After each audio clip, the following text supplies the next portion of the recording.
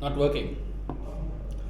Okay, let's try to fix it during the class. Uh, just a quick one. So last week we looked at performance measurement. So hope we are okay with those areas. Today plan is to do a couple of questions from budgeting and control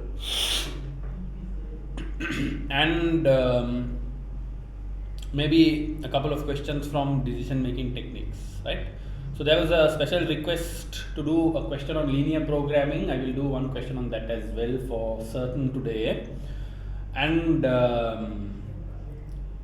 we'll do some other question that you all feel like you all want me to work on. Okay, right? So in terms of budgeting and control, I think we have done quite a bit in terms of variances, but we'll just do one question. I think according to our friend here, Fahad, he says we have not done this question called Kappa company. Kappa company. Can you quickly move to Kappa company?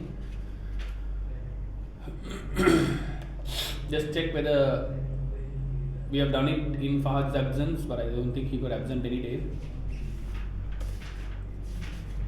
Are you absent any day? All right.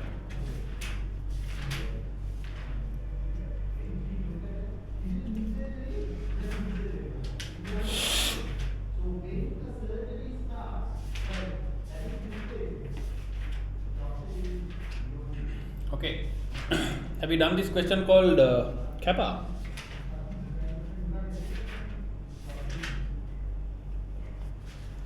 I have to.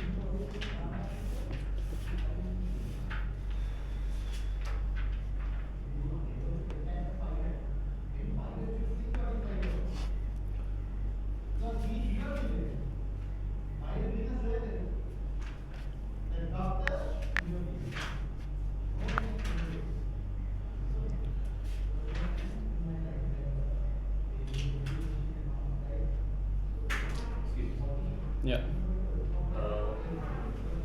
I'll inform them during the break because I think they don't know how to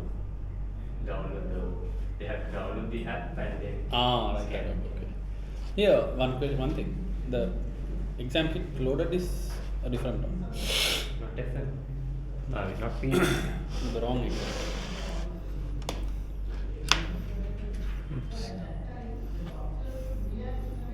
Done. PM October is done.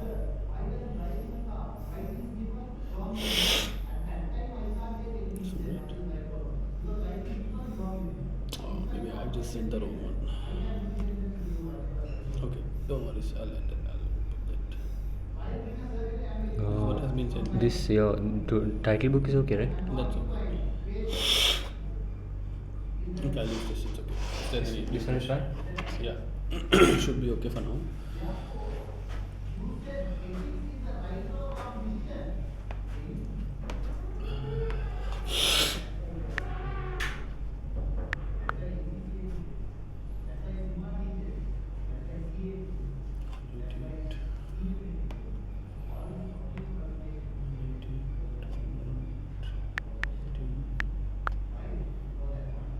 Okay, so we're looking at this question called Kappa. Have you done this before?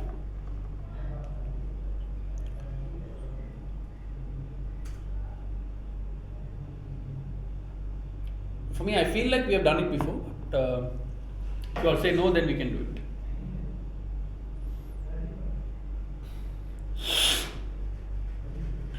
Okay, I think looks like we have not done it before.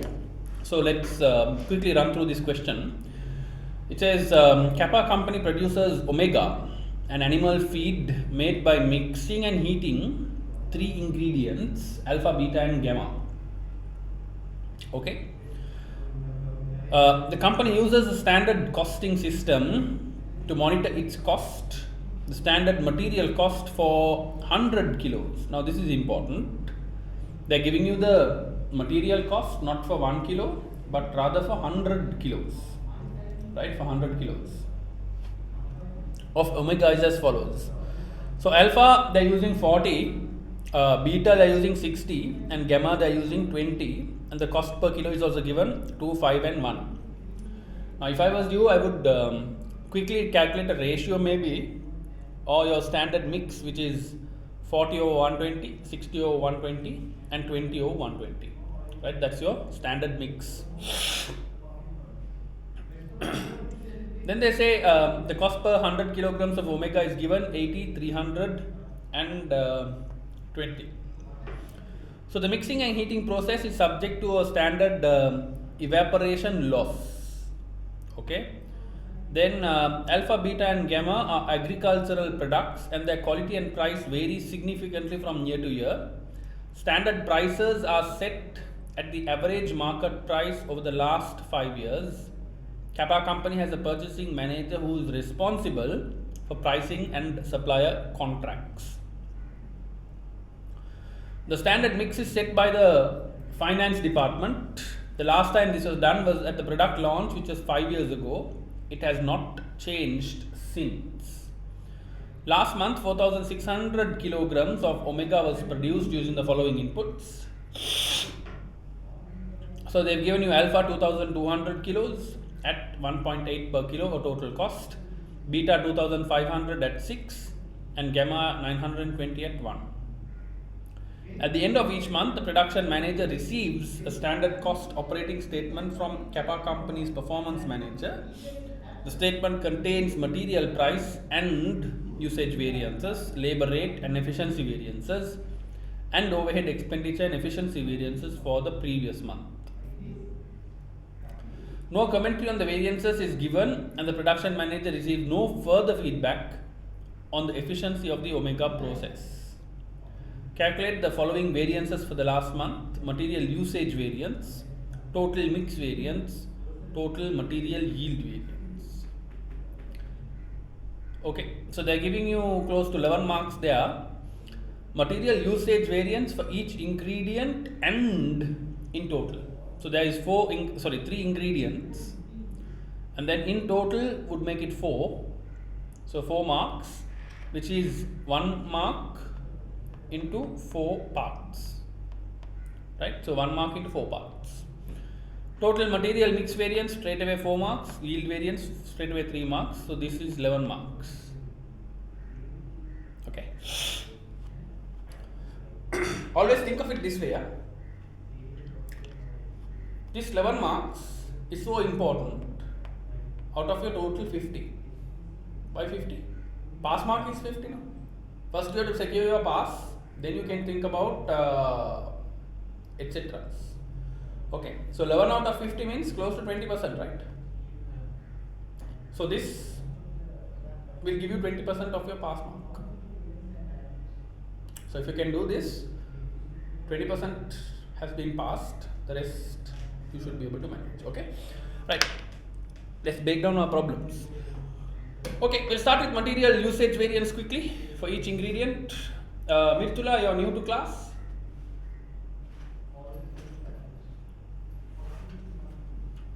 I haven't seen or heard of you before. First time you're joining in. You're willing to, you're okay to type in your answer, or you can even unmute and speak. Either way is okay.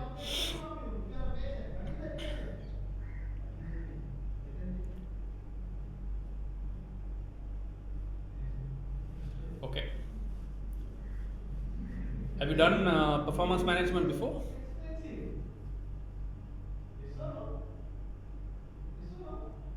And just for clarification, you're from Sri Lanka, right?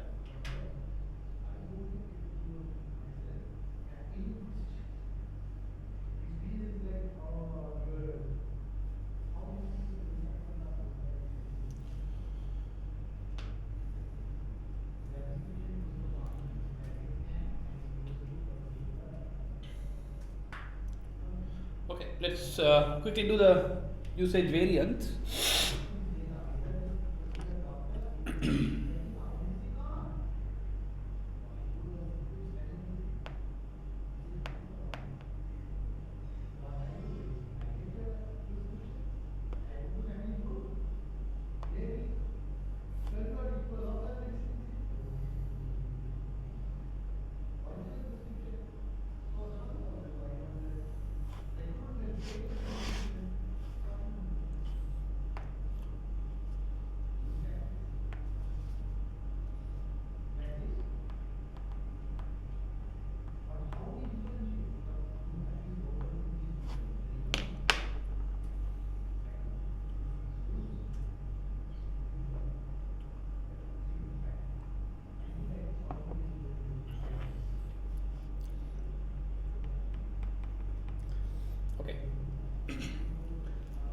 just in case you can't recall how to do your usage variance, it's basically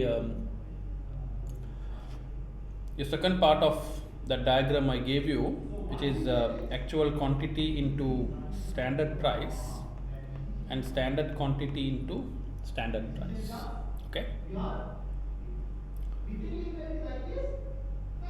So to make life easy, what you can do at the exam, okay, what you can do at the exam is you can have AQ into AP as, sorry, not AP, SP into as one column. Then you can have SQ into SP as another column. Then your difference is your variance as another column. Then you can work downwards for your three materials, alpha, beta and gamma. Right? So actual quantity is given to us already. So we have actual quantity of 2200 of alpha into your standard price. What is your standard price for alpha? $2. Right? If you want, you can take totals. If not, you can leave it out. But for your benefit, let's take totals. So this would give you 4400. Then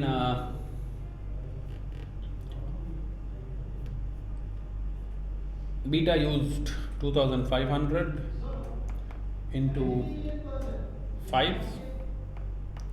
So 2500 into 5 should give you 12,500.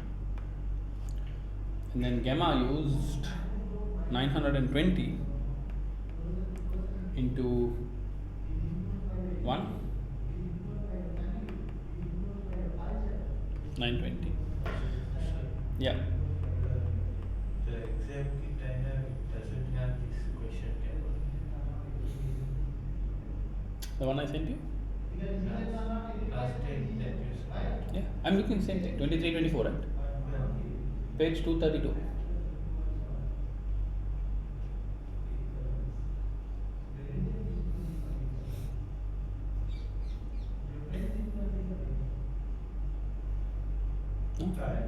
Okay. Right. Then SQ into SP. So SQ, you have to be very careful. SQ, you're looking at how much you should have used for actual production, right? So SQ, how much for actual production? How much for actual production? Right? So that's your SQ. So how much have you used for actual production, or should you have used for actual production? How much should you have used for actual production? So 4600 is your actual quantities. For every 100 kilograms, you are using 40 of alpha. So 40 divided by 100 multiplied by 4600, this will give you your standard quantity into your standard price of 2. Right? Then here you get 60 over 100 into 4600 into 5, and here you will take it as 20 over 100 into 4600. Okay. So, isn't that 120? Which one? The 40 or plus total? You're saying Standard quantity? yeah, but see, for every, there is a process loss, no? There is a process loss. So when you feed in 120, you don't get 120 out. You get only 100. So when you want 100, you have to feed 40. You got my point? For your output of 100, you have to feed in 40. So if you do a cross multiplication, very simple cross multiplication, 40 you get 100 out. For 4600, how much do you need? Okay, that's why I divide by 100. Okay. So 4600 into 40% into 2 should give you 3680. So that difference is 720 adverse, right? Because you spent more than what you require.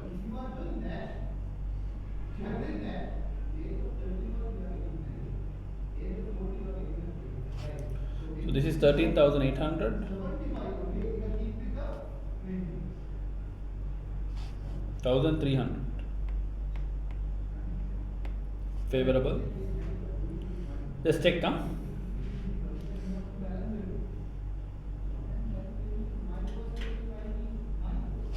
This is 920. So no variance. So your total variance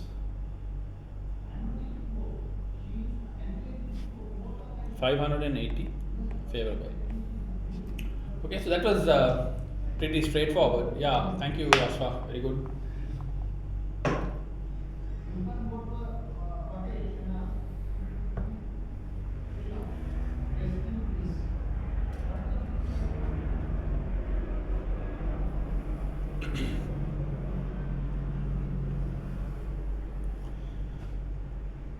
Okay. Right. Now you can move to working out your mix and yield variance quickly. Work out your mix and yield variance. Right. If you can't recall, it's fine because this is still revision. So you can go back to your note and try to calculate it.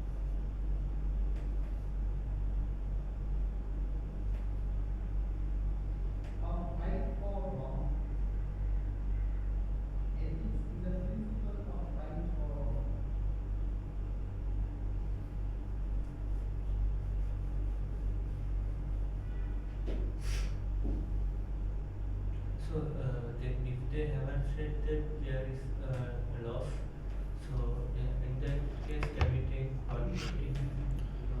In that case, ideally you should have got an output also of 120. Yeah, then you will definitely be taking 120. Okay, part 2, calculate your mix variance.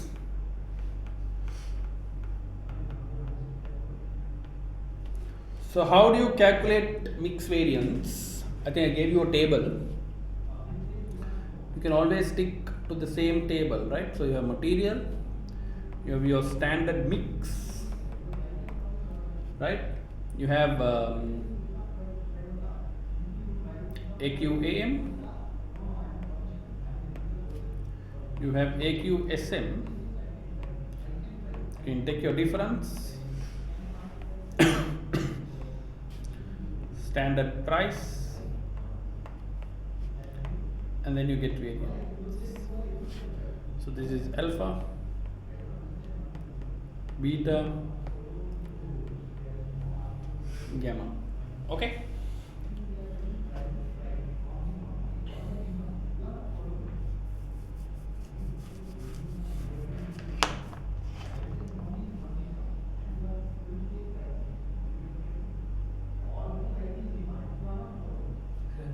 Can you scroll up a bit? Scroll up. Okay.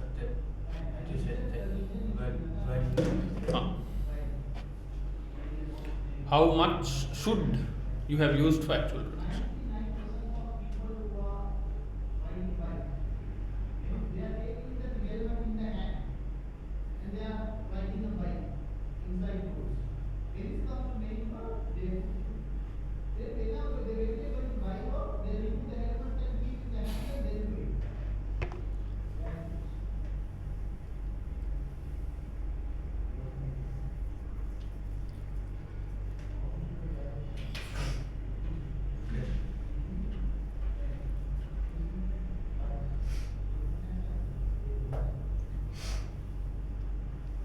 Right, are we good?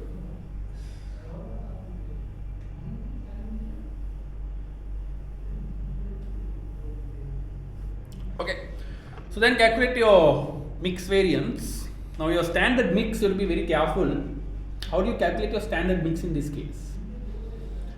I told you while we were reading the question itself that we could have computed, or if I was you, I would have written down my standard mix.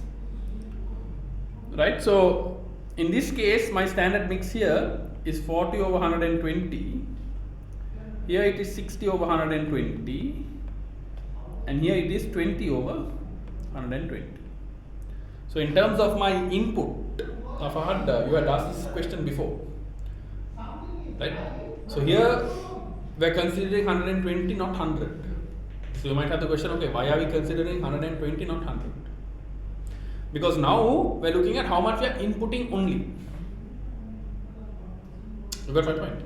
So for the 120 that I am putting in, 40 has to be alpha, or in other words 30% has to be alpha, right? Okay,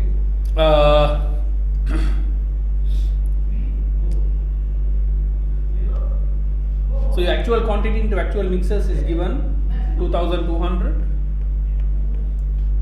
2500, 920. So you can take your total, that is given as 5620 in the question. Okay. Ashra, you have asked the question, if the answer shows a decimal, do we round it to the nearest whole number? Depending on what the examiner has requested you for. In this case, he is not asking you for anything, he is silent. I would suggest to keep it to two decimal places.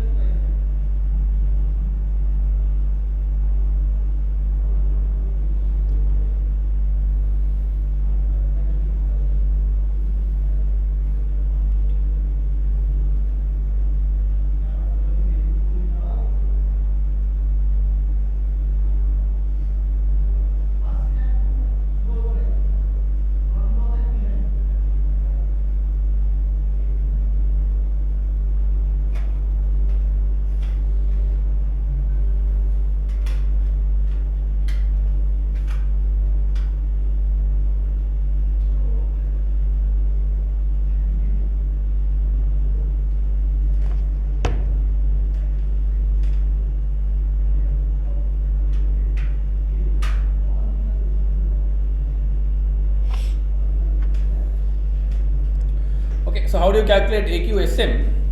Obviously take your total of 5620 and multiplied by the standard mix of 40 over 120. So the first one you get 1873.33.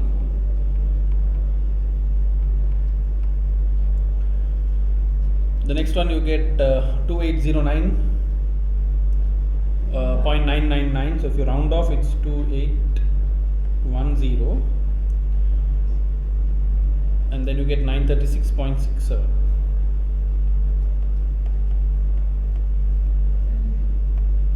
Right? So ideally, this has to tally up to 5620, because in a mixed variance, your difference in terms of quantities have to be zero. Now don't forget these basic stuff, huh? So 1873.33 minus 2200 will give you 326.67 negative, which is an adverse variance. 326.67 adverse. Then 2810 minus 2500 gives you 310 favorable. And then 936.67 minus 920 will give you 16.67 favorable. When you add it up, it has to be equal to 0. So multiply by the standard cost per kilo. So this is 2 per kilo, this is 5 per kilo, and this is 1 per kilo. So 326.67 into 2 will give you 63.34 adverse.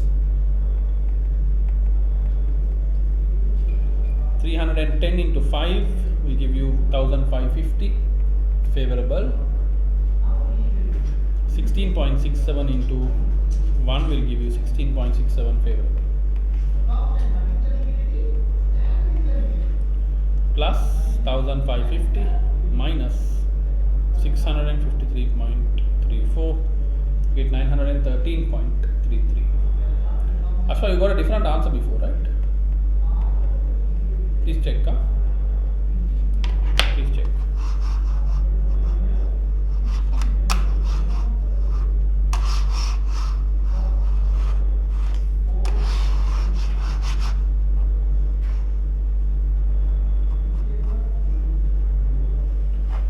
Okay.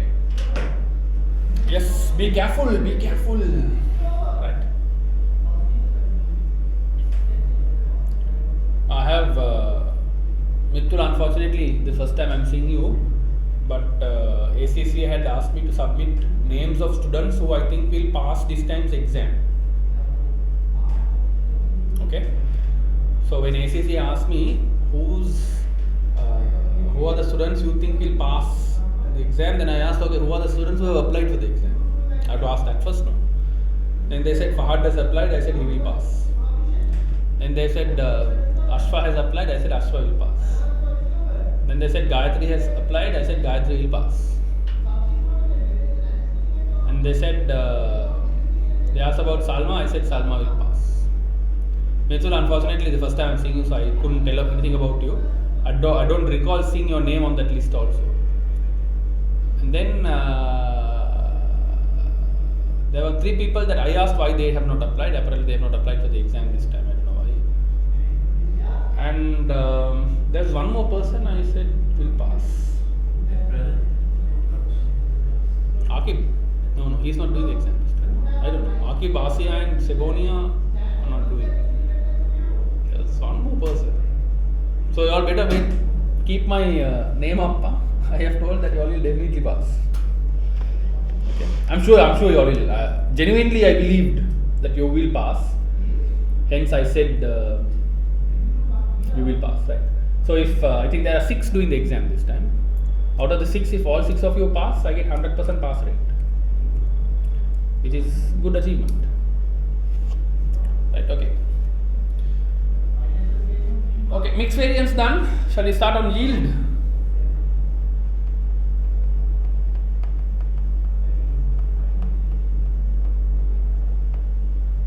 Yield variance.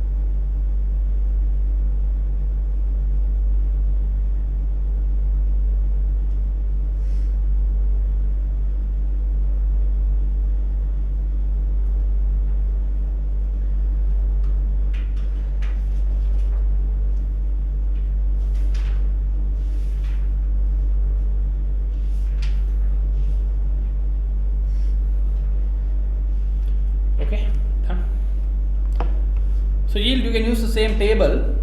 Like I always say, use the table if you have already computed the mixed variance. If you have not done the mixed variance, then calculating the total way is okay. But in this, you can straight away use the table. It makes life much easier. So you have material, then you have you take from the previous table AQSM. The only thing that you have to compute is SQSM, but SQSM is already computed in your usage variance, right? You've already computed your SQ here. SQSM is the same thing. Okay. Then you take your difference, then your standard price and your variance. Okay. So you have alpha, beta, gamma.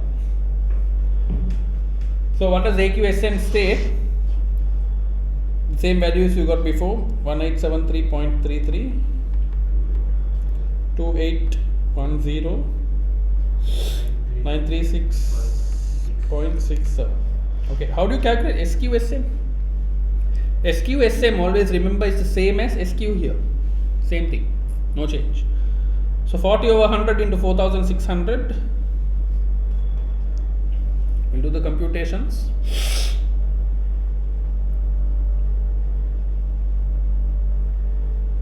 1840.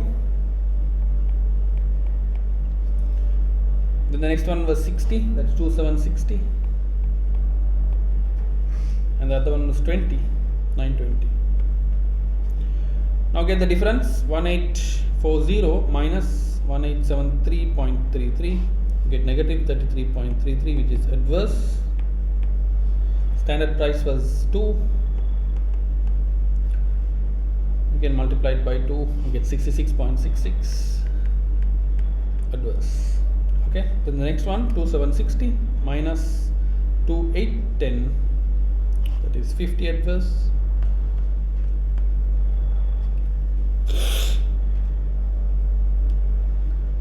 And then this is 5, so this is 250, adverse. 920 minus 936.67, 16.67, adverse, into 1,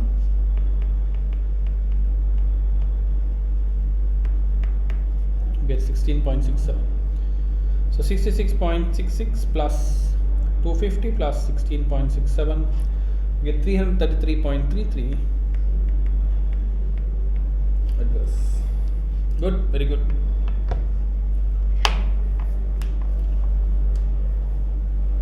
Salma, you had messaged saying 580 adverse or favorable. Which one was that for? I'm not sure. Sorry, I just saw your message. Salma, you have sent me message 580 favorable. Which one are you referring to? Because I don't see such an answer. If you have gone wrong somewhere, let me know so we can help. Otherwise, this is a problem. Slight mistake, okay. Don't make slight mistakes.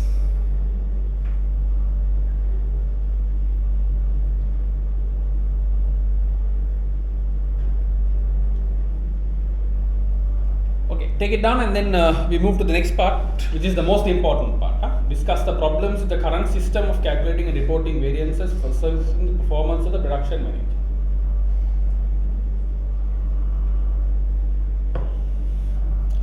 Okay, see what you can do there. Just write down a few points, we'll discuss. I'm not going to dictate an answer, but just write down a few points and we'll discuss.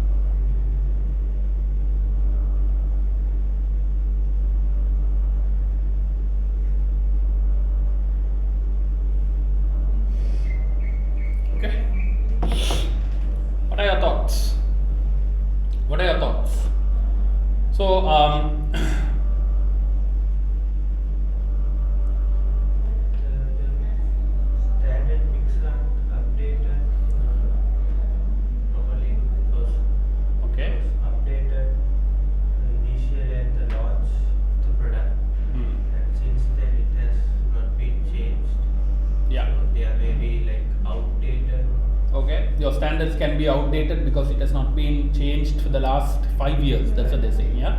Okay. Very good. That's one point. And also they are not giving any feedbacks on variances. Okay. They are not giving any feedback on the variances. Okay. So they couldn't know the efficiency of the production. Okay. Something you can add to that is it would be better to also go into planning and operational variances. Right? Planning and operational variances. So you can make these points up. Planning on operational variances, which will then help you understand what is the controllable element and what is the non-controllable element. The other concerning thing is now, if you look at the prices is responsible of the purchasing manager.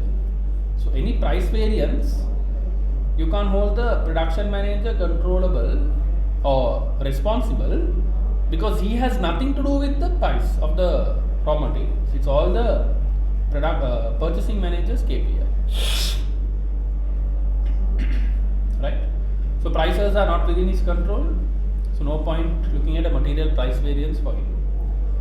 In terms of usage, like you said, standards are outdated, and therefore it might look like we're having a favorable variance. Here we had 580 favorable. So if there was 580 favorable, then there's no point, because price is not within his control, and in terms of usage, the standards are very old, very old. And who sets these standards? Finance department. Right? So, is the finance department capable of setting these standards? Can be a question mark. Right? Because this can affect the product, ultimate product. Right? So, is the finance department the most capable team to set up these standards? Is a question. Okay. Generally, who sets these standards? I would say generally it's like the product development team or something like that, who is responsible in developing the product. It can't be the production manager because he's the one who's controlling the production. So it can't be him. Whether it is finance is a question. Finance won't know about a product. All they know is P&L and balance sheet.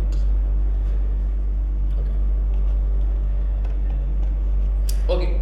So, before we move on Yeah. to this question, can you explain again that 100 part with the Okay. Yeah. confused? Yeah. So what happens in this? So I'm just explaining to Fahad what he asked, right? So he is asking me in standard quantity. When we calculated standard quantities, we took it as 40 over 100. But when we calculated mix variance, your standard, we took it as 40 over 120. Is your question? Yes. Okay. Standard quantity is basically a measurement of how much should have been used for actual output. My actual output is 4600. My planned output here was 100. Planned output. Output in the sense percentage. Planned output in the sense number of kilos I get out. So I'm inputting 120 is a different story, but I'm getting out 100. So for every 100 kilograms, I had to input 40 units.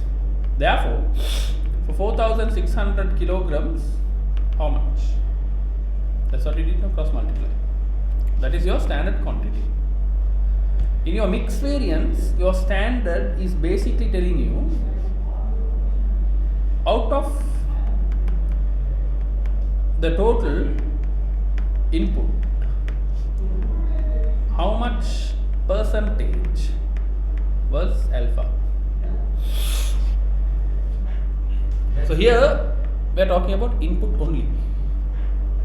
The main confusing area is that SQ. SK. mixed variance, I don't know. Okay. How much is we are inputting Yeah. for the. So you'll always base it on the input.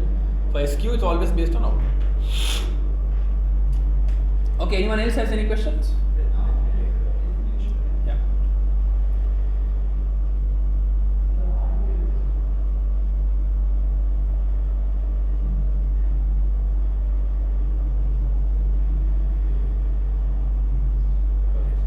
Okay.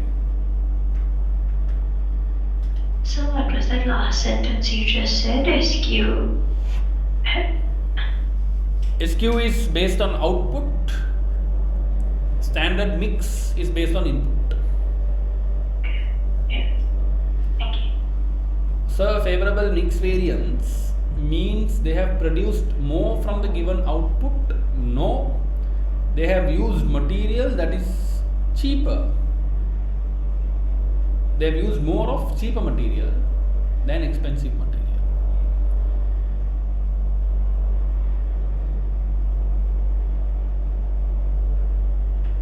Right. So if you look here, Salman, to your question,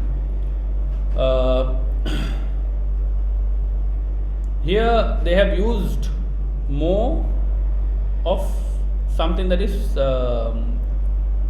at 2 kilos, right? Here they have used less, right? I'll use this. Here they have used less than what they planned for a more expensive material, right? I don't know if you were in the class when I taught mixed variance. I taught the example of a watermelon juice. I said if you now recently I went to have an orange juice.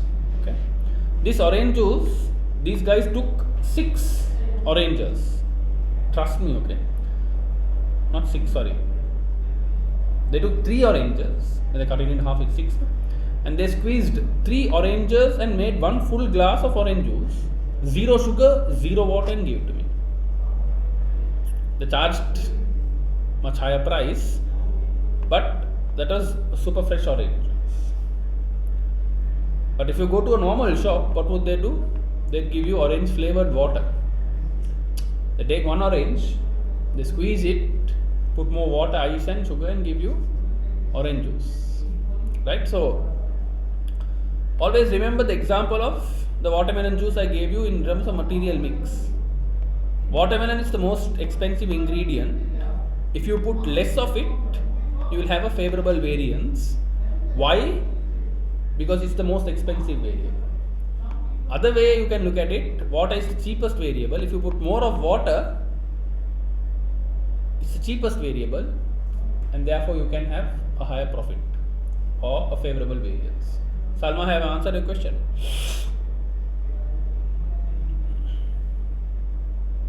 Okay, superb. Right.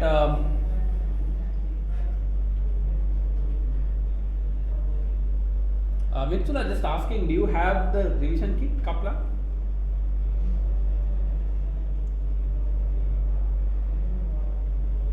Mithula?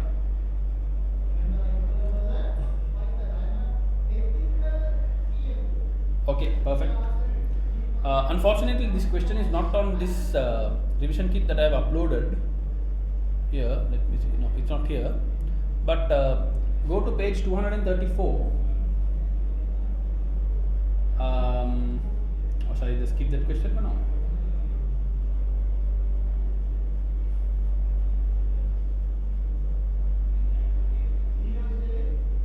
Or we'll quickly do it, no? Okay, we'll quickly do this question because it's a question on a newer area of the syllabus, right? So they can test you on your least squares regression analysis and your forecasting methods. Okay.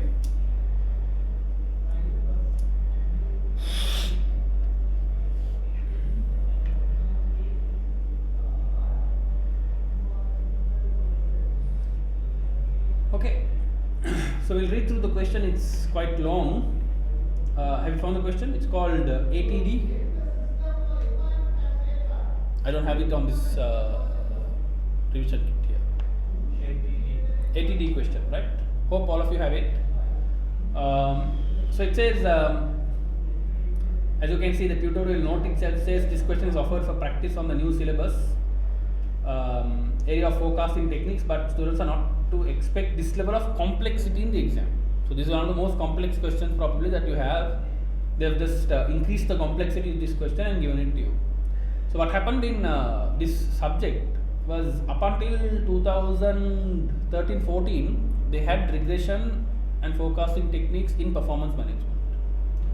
2015, let's say end of 2014, when they did the syllabus change, if I remember correctly, they moved it from PM to MA. So they removed it completely from PM, and then they brought it back in 2022 or 23.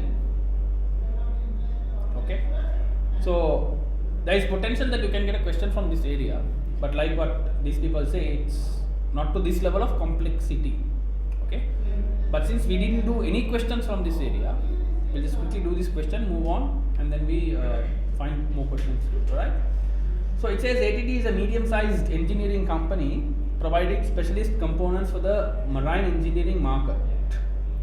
The sales manager is currently under pressure from the other departmental managers to explain why the sales revenue forecasts are becoming increasingly unreliable. Salma, I think I sent the revision kit on the group. If you're on the group, are you on the group, Salma?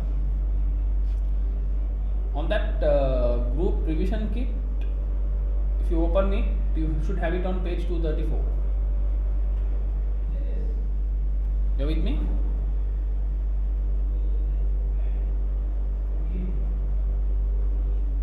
Salva?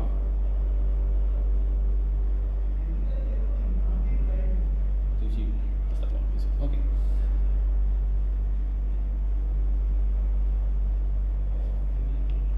You don't have it? How come? It's on the group now.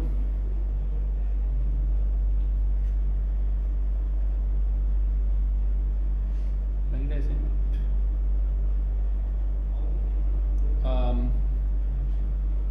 Are you on the group?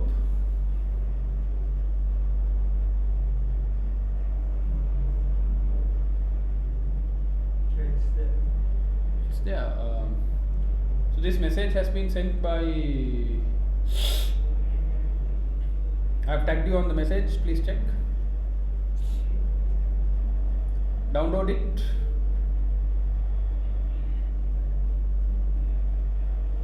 And go to page 234.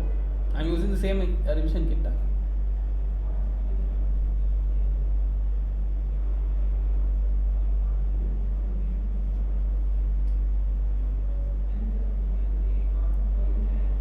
Are we okay now? Okay, thank God. Okay. Right. So errors in the sales manager's forecasts are on production, inventory control, raw materials purchasing, and ultimately on the profitability of the company itself. They use a combination of experience, intuition, and guesswork to produce their sales forecast, but accept that the forecasts are increasingly inaccurate. Consequently, the sales managers asked the business analyst to investigate more rigorous, appropriate ways of forecasting. The business analyst has suggested two possible alternatives. The first, summarized in figure 1, is least squares regression. The second, in figure 2, is time series analysis. The actual sales figures in both of these examples are for ATD. So the company is currently in quarter 3, 2023. However, the business analyst has left the company before completing and explaining either the basis for or implications of these two alternative approaches to forecasting. So least squares analysis, they are given you from 2020 quarter 1 up until 2023 quarter 2. So now we are in quarter 3 is what they are saying. So sales are being given X, Y, what is Y? I don't know. Okay, X is the period number, quarter. Sales is given in Y. Okay, if you look at it, I think it's a typo error. They have to move the sales a little more to Y. So x squared, xy and y squared is given. So a value is given, b value is given, r is given. Equation of a straight line is also given, y is equal to a plus bx. So they made it simple for you. Time series analysis is also given. Analysis of the seasonal variation is also given. So they have done the adjustment. Note 1, seasonal variation is given, adjusted seasonal variation is also given. The analysis also stated that the trend forecast for 2023 quarter 3 will be 151 but has not provided an explanation. Okay, 151. How did you get 151?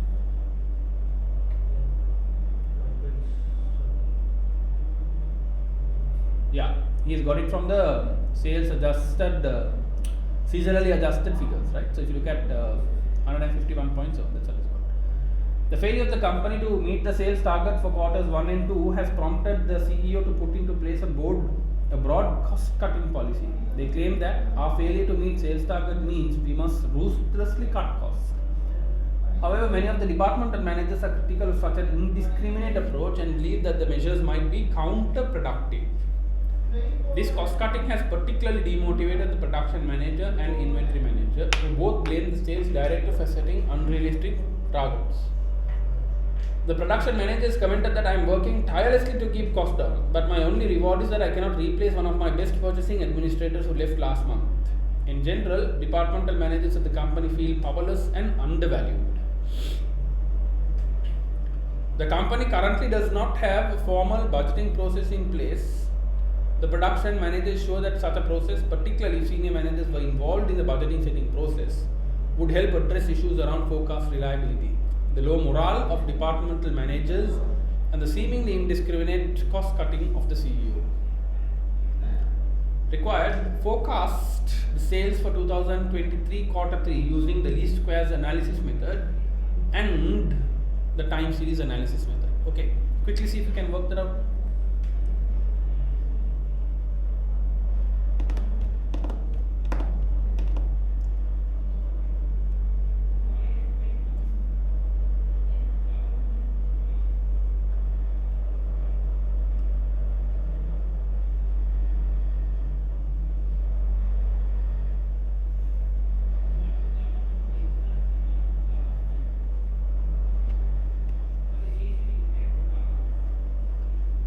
So use your least squares regression analysis. So your equation is y is equals to a plus bx. Your a value is given, b value is given. Simple.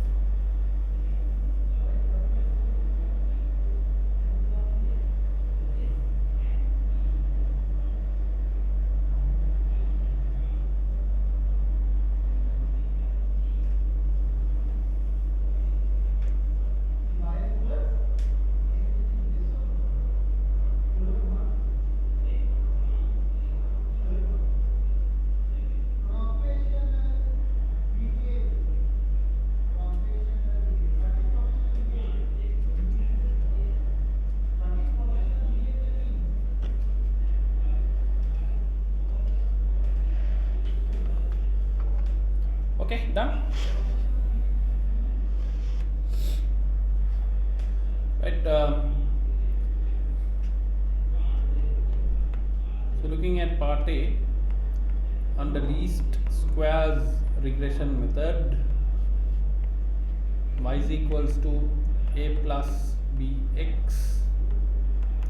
A is given to us 125.022 plus b 1.84 into x. X is your number of periods. So here we have already finished 14 periods. 2020 quarter 1 to 2023 quarter 2, that is 14. They have given it in sequential order. So which means your x here will be 15 for quarter 3. So based on that, how much are we at?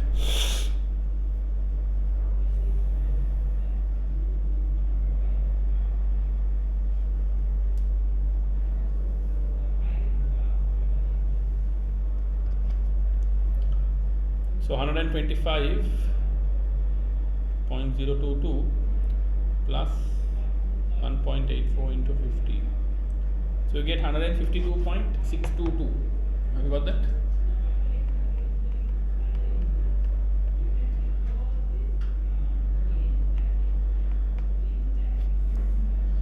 So 152.622. Okay. Then work out your time series analysis.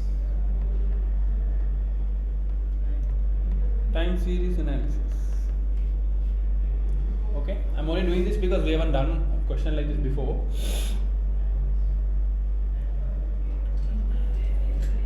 Are they using additive model or multiplicative model here? Looks like they're using an additive model, no? Because they're going to 0, okay, not 400. So they're using an additive model. So under least squares regression additive model, how do you calculate your forecast? Trend plus seasonal variation, right? So under time series analysis, your forecast is equals to trend plus seasonal variation. Trend plus seasonal variation. So what is your trend? They are saying for quarter 3, your trend is 151. What is your seasonal variation for quarter 3? Go to your analysis of seasonal variation. You have to consider your seasonal variation adjusted value of 22.55 plus 22.55. So your forecast is 151 plus 22.55, which will give you 173.55. Okay.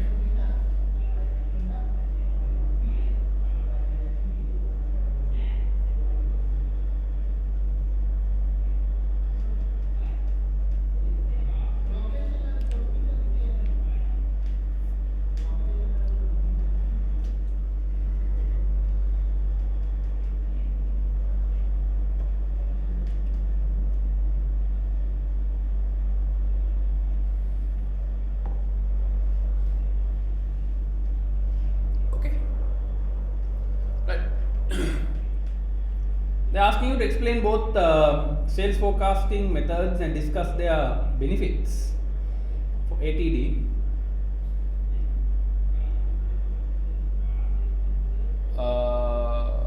Section C has 75% theory questions. I wouldn't say yes.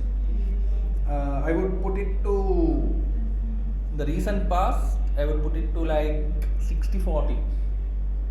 Right? 40% calculation, 60% writing. Right, 60-40. Okay. So look at this question here. It says explain both sales forecasting methods. Okay, shall we explain what linear or least squares regression is?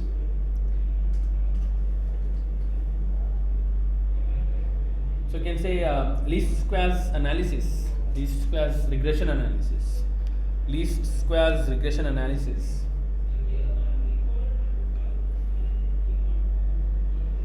Identifies a straight line, that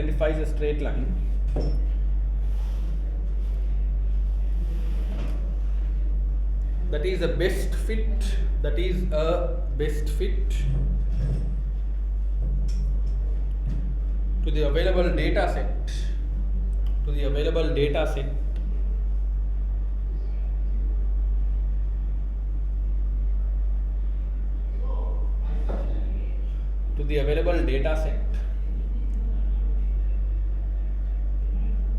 by minimizing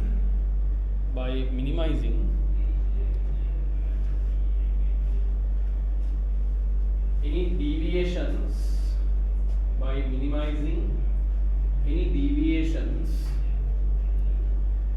from the mean or average, you can say, from the average.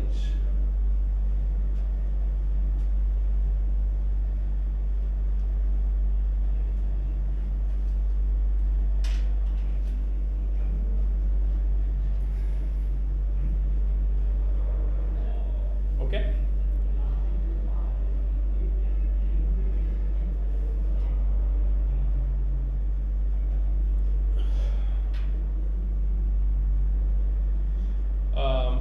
Then you can look at, you can say for ATD,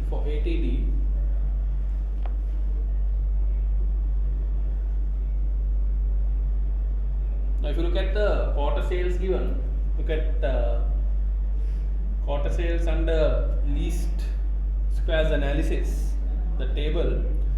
2023 quarter 1 137, quarter 2 180. Let's go back few quarters. 2022 quarter 3 169, 2021 quarter 3 153, 2020 quarter 3 155. So if you really write it down, what we are saying is 2020 quarter 3 we had 155, 2021 quarter 3 we had 153, 2022 quarter 3 we had 169, and then separately look at 2023 quarter 2 we had 180. But now if you look at least squares, it's saying 152, which is going to be the lowest quarter 3 figure in the last 4 years. Okay, so we can mention that, you can say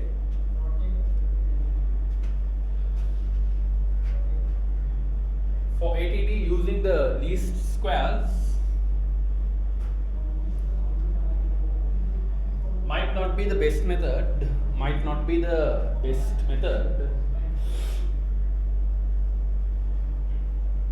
as it is predicting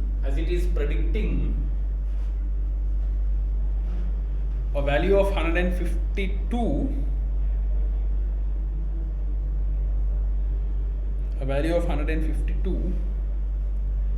which is the lowest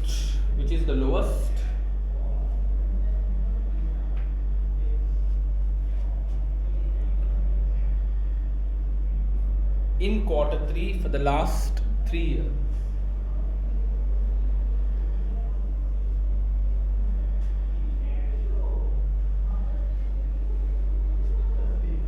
So stop and say, however,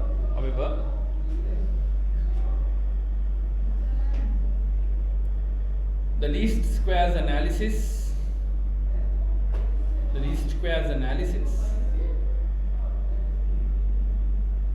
has a positive value for B,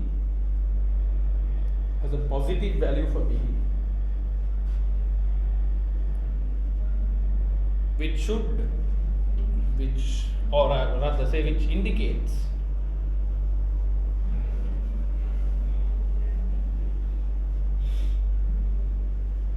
an upward trend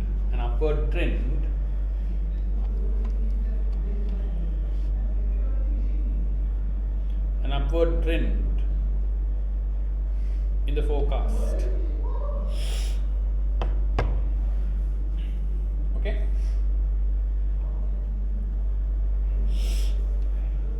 Right, just read through that and see if it makes some sense, and then we'll move to time series analysis.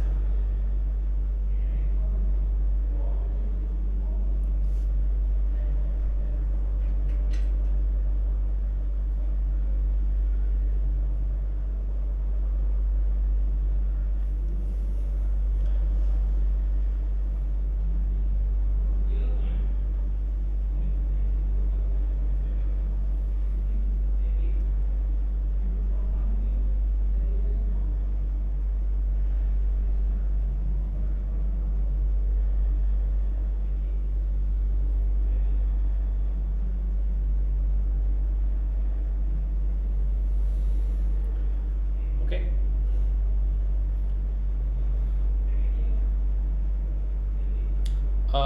You can say that under time series analysis,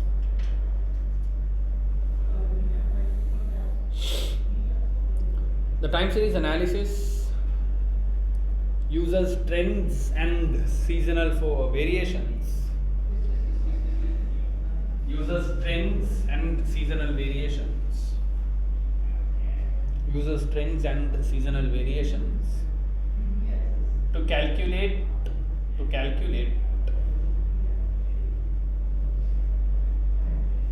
the forecast, to calculate the forecast, to calculate the forecast.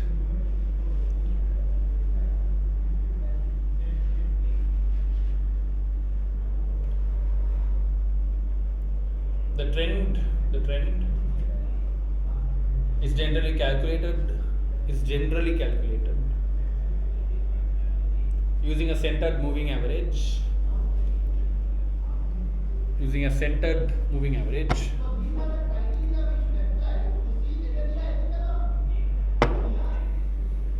Using a centered moving average.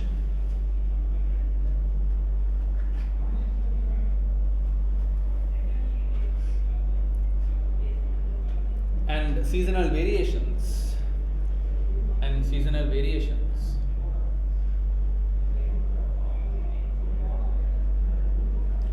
Are averaged out.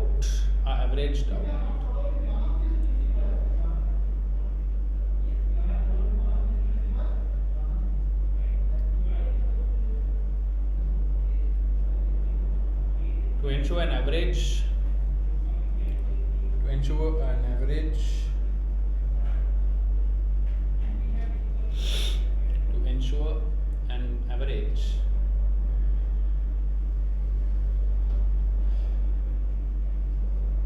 Of 0 across the periods or across the quarters,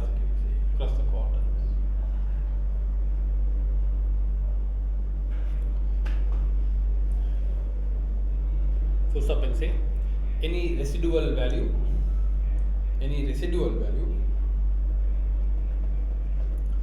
is then adjusted for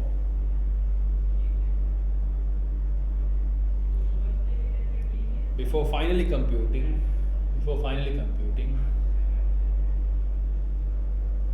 the seasonal adjusted variances.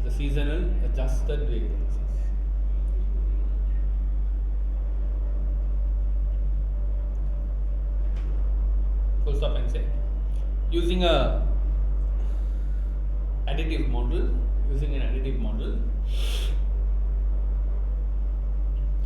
Forecast is calculated as trend plus seasonal variations.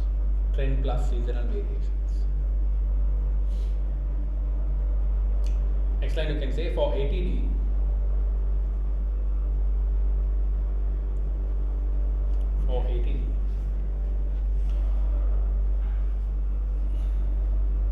This seems to be a better method.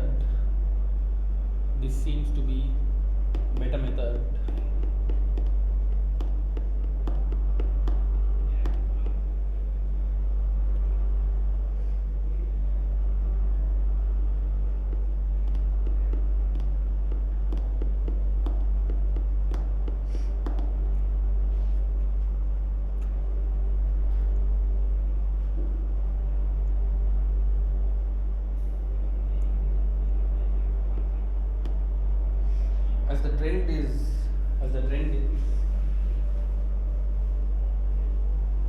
adjusted for seasonal variations. Adjusted for seasonal variations. Unlike the least squares analysis method,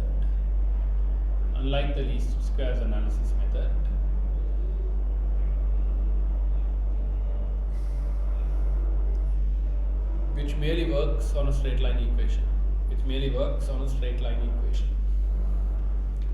Okay, so I think that should be sufficient. See if it makes sense.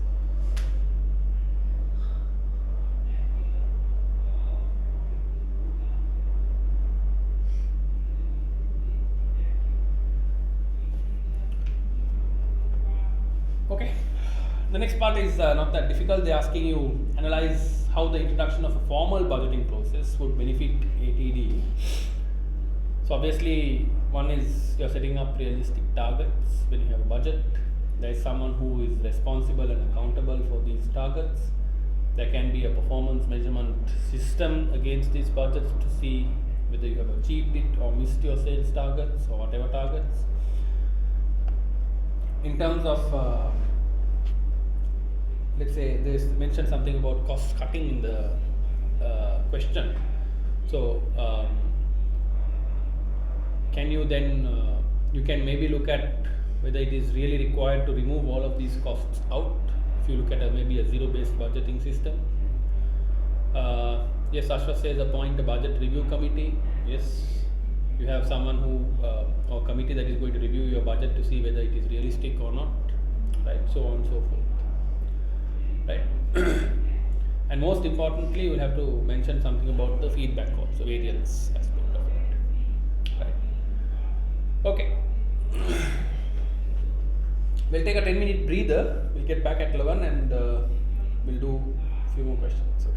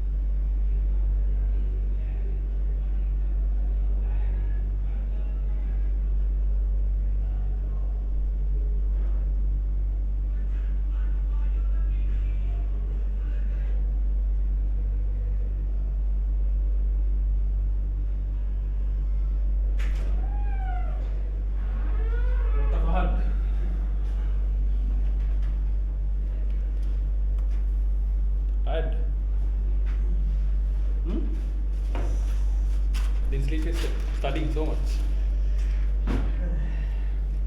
How many exams this time? 2? Because law is on demand. When is tax? When is your tax paper?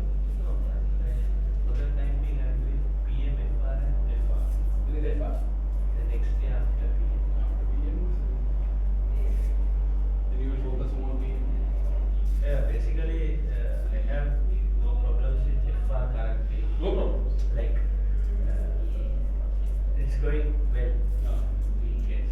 PM is not going well. PM is with worried, like, Right? no, I don't know why is it like a bit Difficult.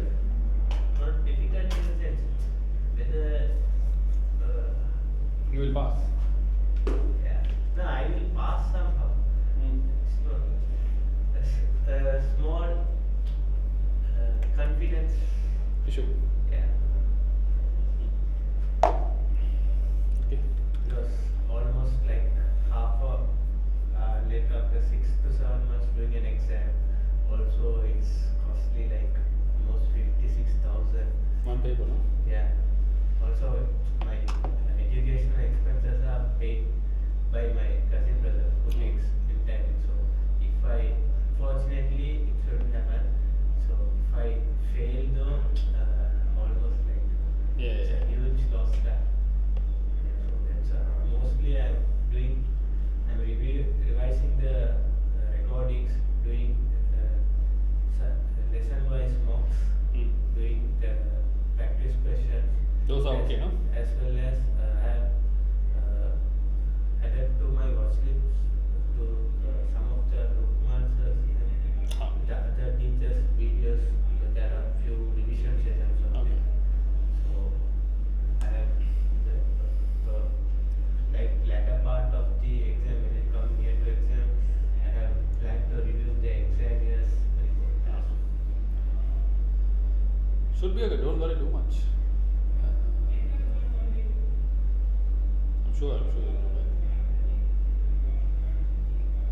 Okay. Let's look at this question.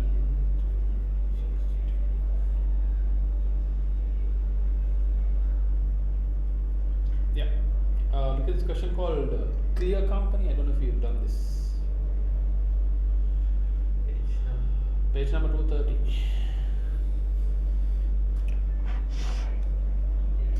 We'll do one more variance question and then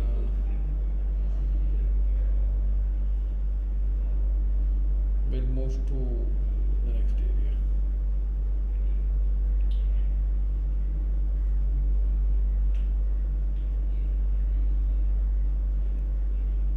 I have sent the wrong revision kit to this course.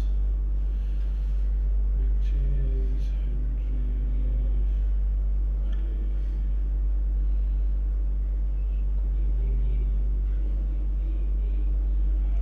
okay. Anyways, hope everyone can take that question out.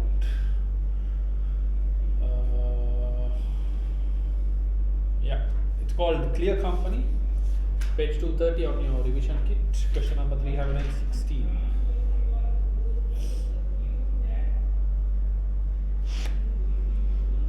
Okay.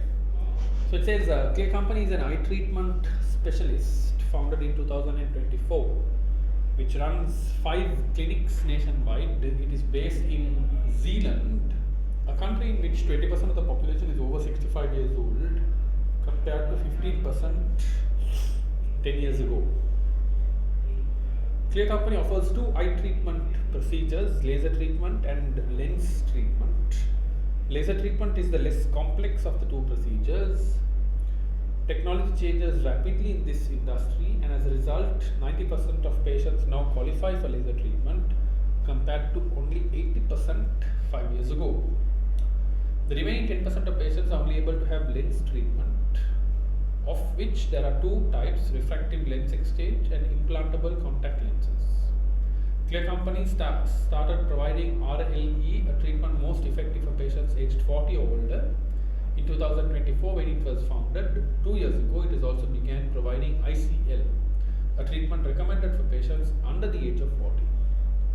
The market for eye treatment procedures in Zealand is dominated by few main suppliers, of which Clear Company is one.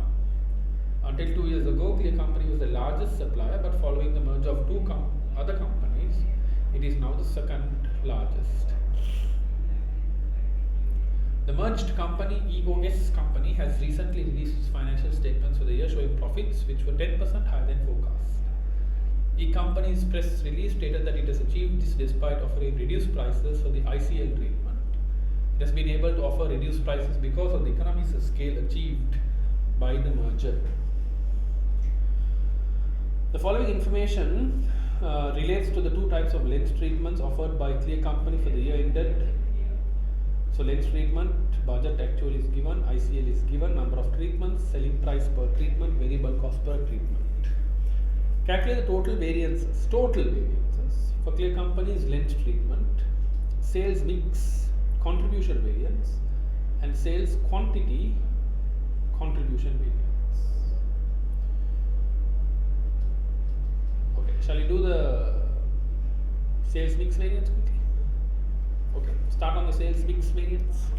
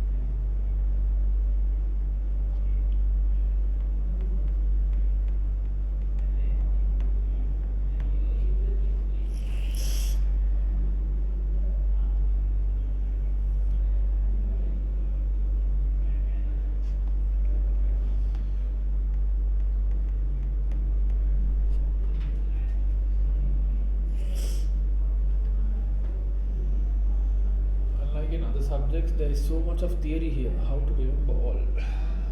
Good question. But on the positive note, this has less theory than AB and law and audit. On the positive side, right? So I'm sure. I mean, don't try to memorize anything. Just understand concepts. I'll give you like a small strategy to use at the exam. Those were easy. Okay. I mean, it obviously a personal preference, but I always found financial accounting more difficult than management accounting. Right? Even in my foundations, I did management accounting as the first exam. Then I did financial accounting. Even in skills level, I did management accounting first, or PM first, and then I did FR was my last paper, or one before last, I think, or last, I can't remember. And so personally, I think management accounting is much easier because there's no rules. You just have to think freely and you're able to answer. There's no right or wrong answer apart from the calculations. So life is a bit more easier, right? If you look at audit, you're talking about standards, you talk about law, you are talking about a legal case. I think Salma, you said you are doing some law degree or something, right? So for you law must be easy, but for us it was very difficult, right? So comparing in that aspect, I think the subject theory is easy. Okay, because there is no hard and fast rule that something is correct. Okay, but don't worry, I am sure you will do well. And I'll tell you how you can attempt the questions in paper. So next week we'll do a small mock call. In class we'll do. If it's possible, come physically only for next week, everyone. So we can sit and do the mock together. Right? Calculations are nice, theory is annoying. Yeah, understand. I truly understand what you're saying, but this is the paper with the highest pass rate. Not highest pass rate, I think. Second or third highest. Highest is financial management. Okay, sales quantity variance. Let's quickly do that.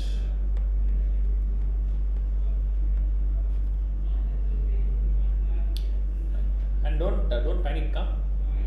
Just think of it like a breeze in the sitting in the ocean and breeze, feeling that breeze. That's how it should be.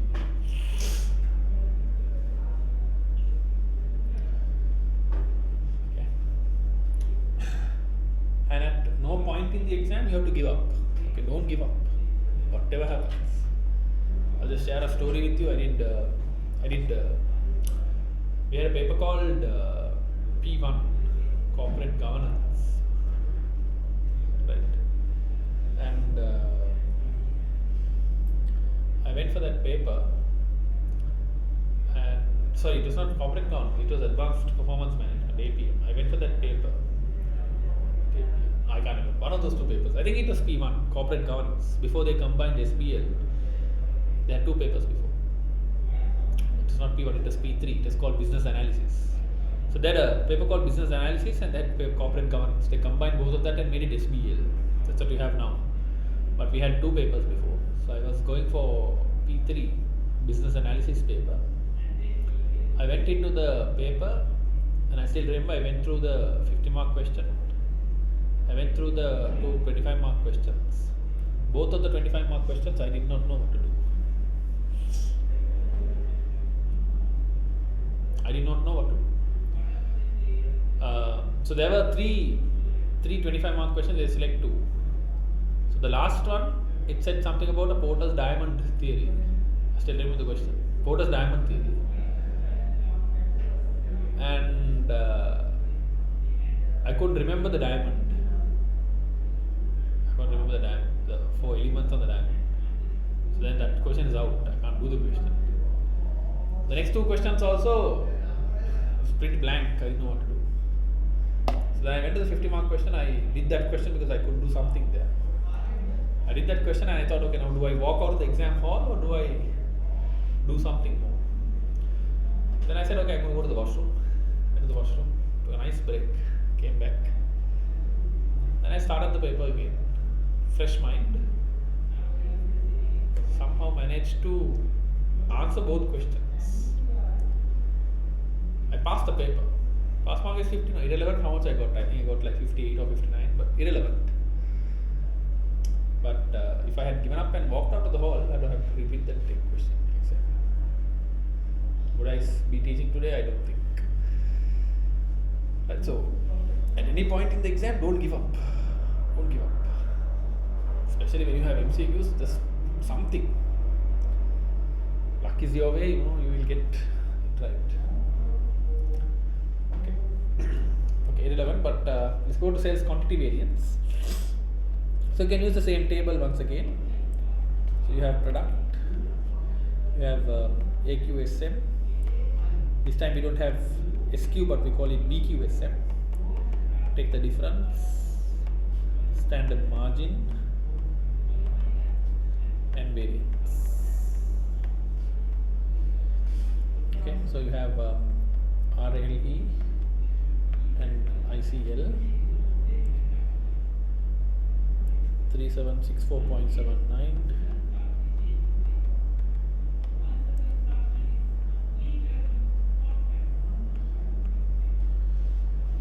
So BQSM is your budgeted value is 3,750 and 1,320.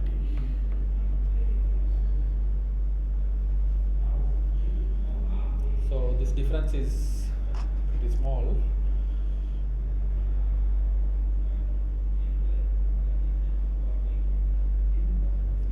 So you get 14.79 and that is favorable, multiplied by 2,400, 35,496 favorable.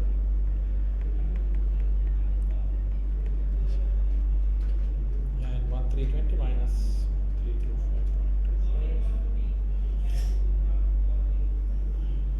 5.21 favorable, multiplied by 2,500.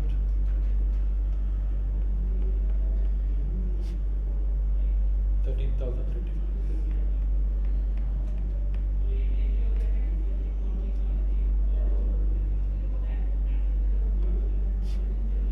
$35,496 plus 13,025. 48,521. Yes. Thank you, Ashraf. I think we got that answer. Okay. So I think we are mastering variances now, so that's good. Explain what each of the sales mix contribution variance and sales quantity contribution variance measures. They are asking you the definition of sales mix variance and sales contribution variance. Okay. So we can write that definition down. Okay, so we'll say that the sales mix contribution variance. Sales mix contribution variance.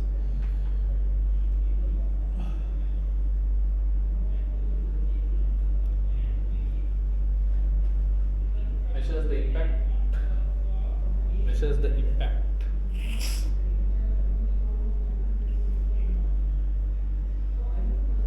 on profit. Sorry, I said sales mix variance, right? So read what I said. Measures the impact on No, before start first. sales contribution. Yeah, say sales mix contribution variance. Sales mix contribution variance measures the impact on contribution, not profit, on contribution of a change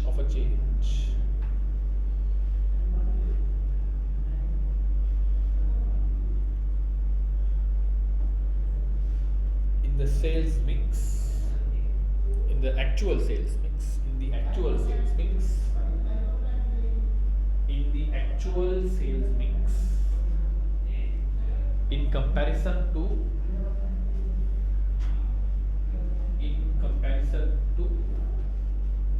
budget, the budgeted mix, let's say, the budgeted mix. Okay, the sales quantity contribution variance, the sales quantity contribution variance.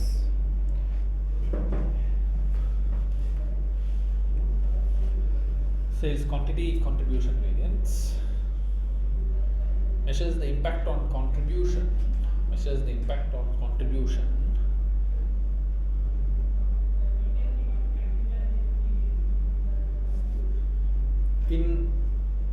in selling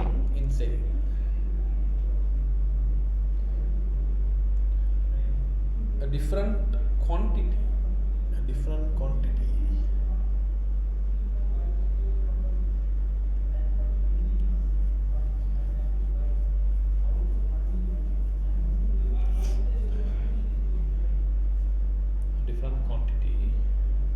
in comparison to budget.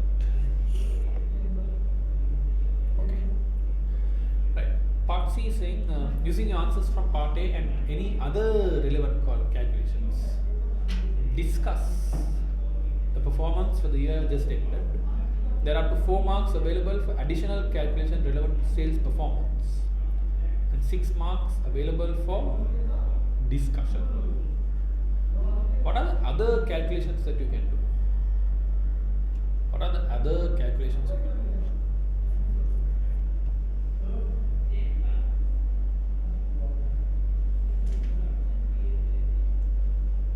What are the other calculations you can do? The answers of A. Huh? From the answers of A, part A. Doesn't necessarily have to be from the answers of part A. Maybe you can do a sales price variance and a total sales volume variance. Something that we can do. Yeah.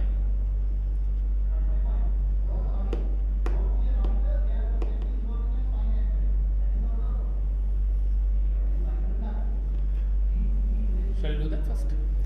I think something that you can add on is maybe a sales price variance.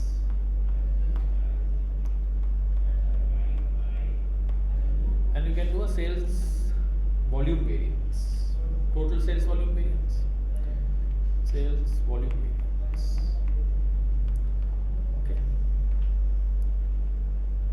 total sales volume variance and sales price variance. Is there a possibility to do a planning and operational variance? No. Can't do. They're not giving market share or market size. So it's difficult.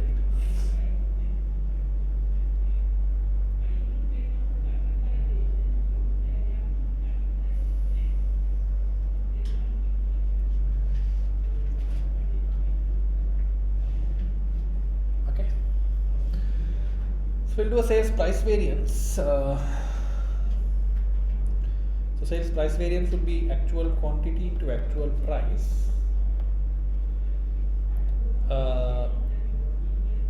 Actual quantity into standard price, and you get your difference. You can do this for both products, RLE and ICLE.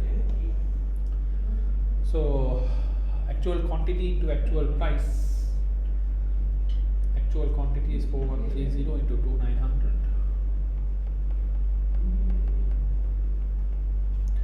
And this is 960 into 3400.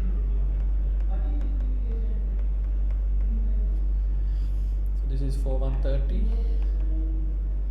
960. The budgeted price 3000, 3650.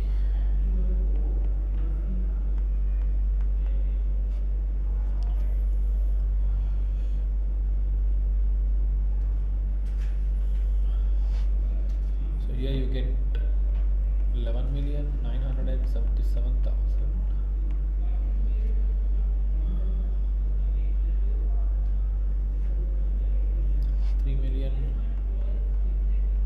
3,264,000.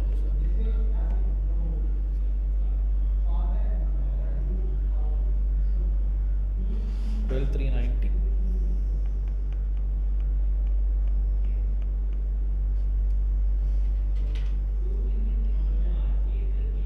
3,504.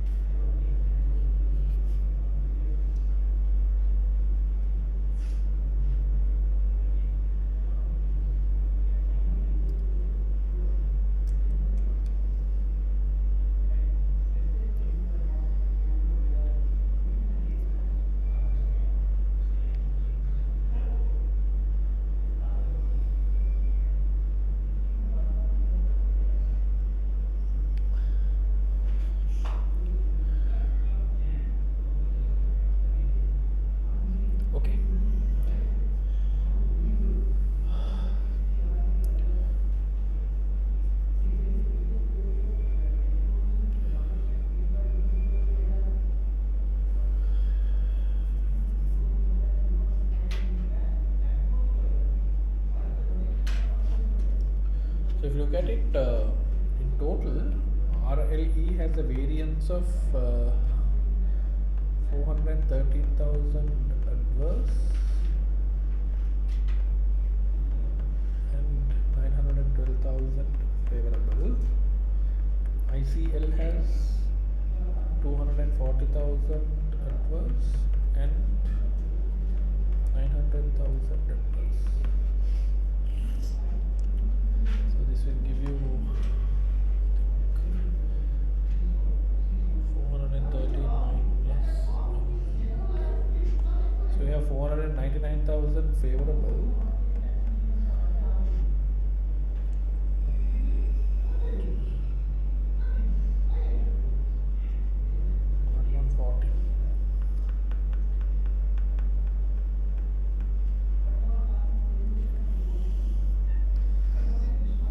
looks like RLE is okay, but there's a problem with ICL.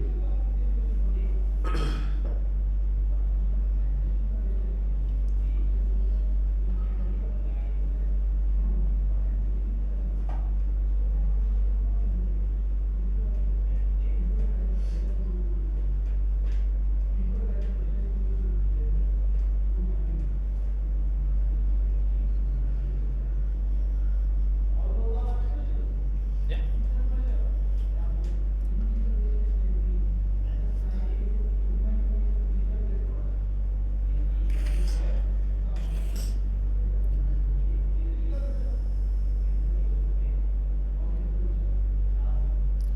One more calculation you have to do. Otherwise you can write down something here. Is now you have got the actual sales. You can compare actual sales versus budgeted sales. Right? So you have RLE and ICL. RLE you have already calculated 11,977,000. And this was 3264. Just calculate the budgeted sales for this. Since they've given us the budgeted values, we can calculate the sales.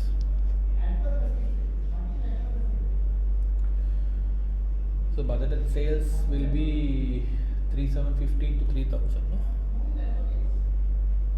11,250. And ICL 1320 into 3650, 4818.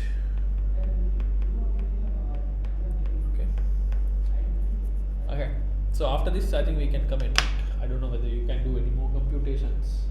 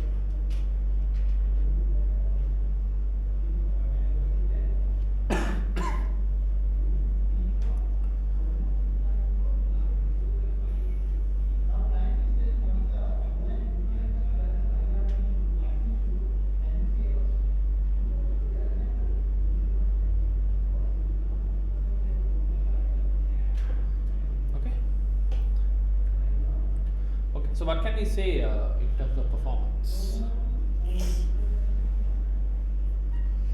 Obviously, you will see that ICL is the problem. ICL is having a massive adverse variance of 1.14 million. Now, why do you think this happened? If you look at the scenario, they say that there was a merger and this EOS company was formed, and EOS has been reducing their prices for ICL treatment. So when there is a reduced price for ICL treatment, what is going to happen? People are going to move probably from Clear Company to EOS. So when they move from Clear Company to EOS, what is the impact on Clear Company? Their total sales variance for ICL has become adverse by 1.1 million. What you have to also notice here is that ICL has a higher profit margin compared to RLE, 2,500 versus 2,400. So if you look at your mix variance and quantity variance, it's adverse. Sorry, your mix variance is adverse for ICL, which means you have sold less ICLs than you were planning to sell. If you look at the budgeted value, it's 1,320, you sold only 960, right? That is bringing a significant impact in terms of your profit margin, close to 900,000, right? In terms of RLE, you have done pretty much okay, except the fact that if you look at your price variance, you seem to have lowered your price than your budget. Now, if you look at ICL also, your price has lowered in comparison to budget, 3,650 versus 3,400. Despite lowering your price, you still have not achieved the quantity that you wanted to achieve. You get my point? Right? So we need to explain those few points in terms of the analysis, right? Okay, so overall, it's a disappointing picture. I think there's close to 500 or 600,000 in terms of variance. So overall, we have to conclude to say that it's a disappointing performance because of the significant adverse variances that we're having. Okay, so just write off few points on your own quickly, and then we'll move to another question. Quickly find that question for you.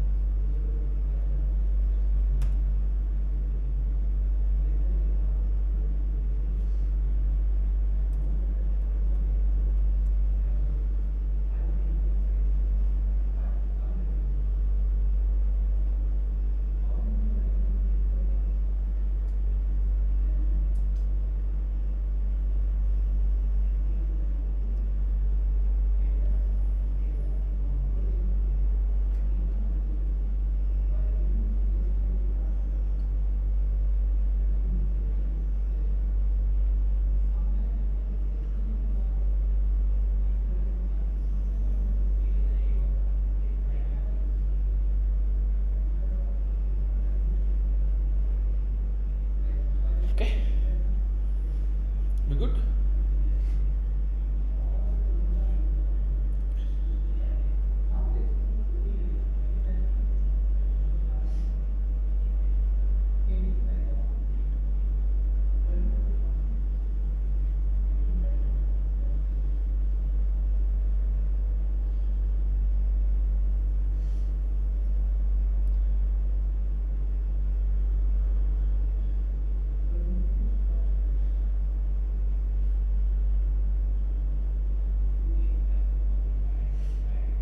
Have you done this question? CSC company.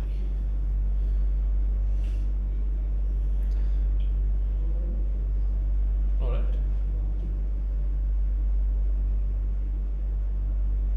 Ashfa, Gayatri, have you done this question? Salma, have you done this question before? I don't think we did it, but let's check. We've not done it, okay. No? Okay, shall we do this then? Okay, so it's like no, so all capitals. Good.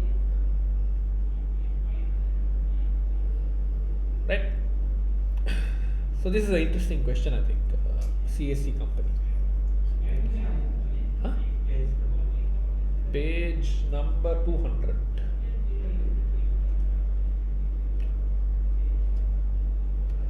No, I was just kidding. Don't worry.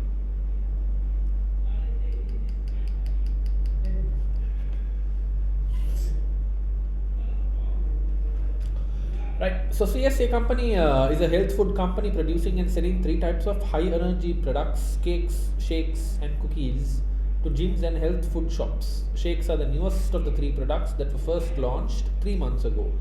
Each of the 3 products has 2 special ingredients sourced from a remote part of the world. The first of these, Singa, is a super energizing rare type of caffeine. The second, Beta, is derived from an unusual plant believed to have miraculous health benefits. Sure, we didn't do this, right? I don't know, my memory is so fresh on this question, I don't know whether I've done it for a different class. We have done it?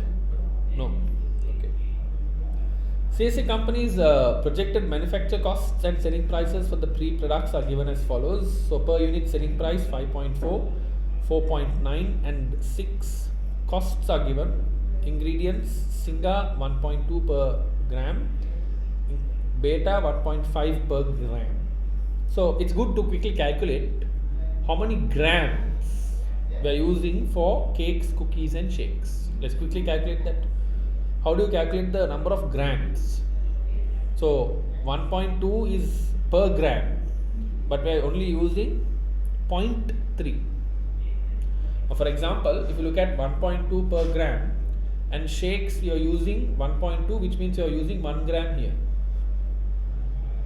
Correct? This will be 0.5 grams and this will be 0.25 grams. Correct?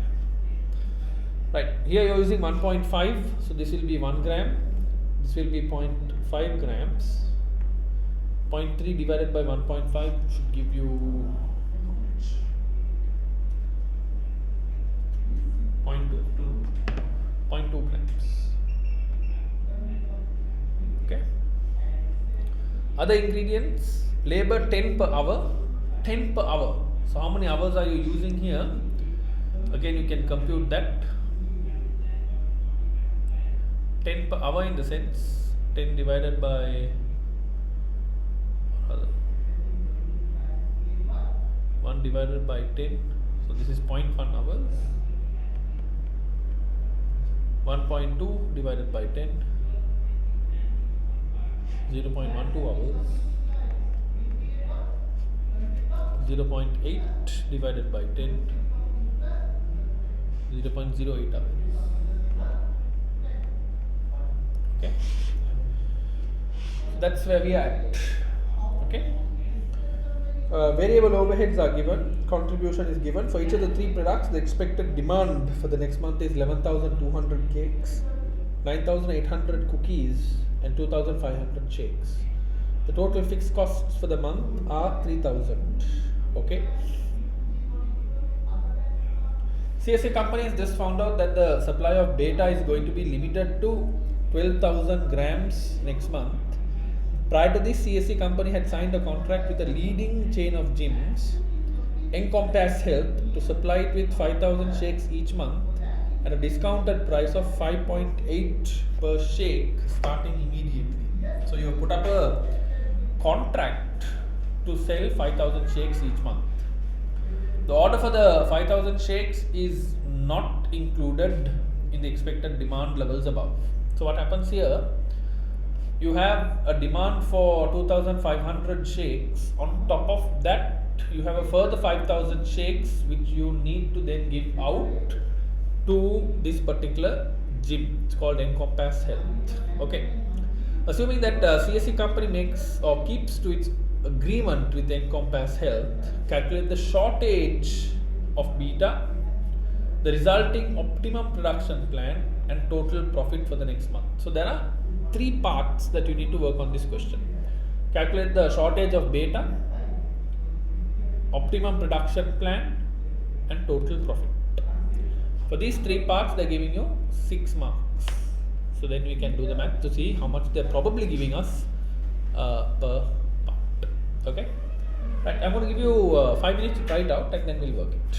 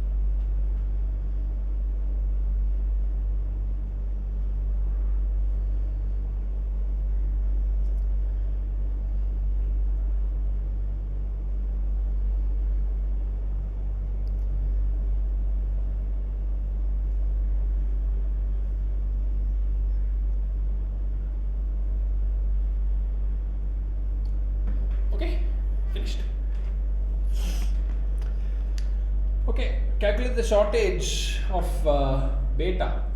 Shortage of beta. How do you calculate the shortage of beta? First, you need to find out how much you need in total. Yeah. So we'll work out the shortage of beta. So we're looking at CSC company. So part A, first part I'm going to work out is shortage of beta. Shortage of beta. Okay. So how do you calculate shortage of beta? Availability versus requirement. So how much of requirement do you require here? So cakes. We'll take the cakes. Cakes we calculated before 0.5. 0.25. 0.25 grams per cake multiplied by number of cakes that we require. How many cakes we require? 11,200 cakes. 2,800 grams. Then we had what's the other one? Cookies. Sir, Yes. cakes for beta is not 0.25, right? It's 0.5, right? Ah, yes. Thank you. Thank you. Yeah. For correction. 0.5 grams. So that would give you how much? 5,600 grams, I believe. Then cookies 0.2 into how many cookies were we looking at? 9,800 cookies. 1,960. Then shakes. I remember this total shakes being 7,500. So 1 gram into 7,500. No? 7,500 grams. Total requirement.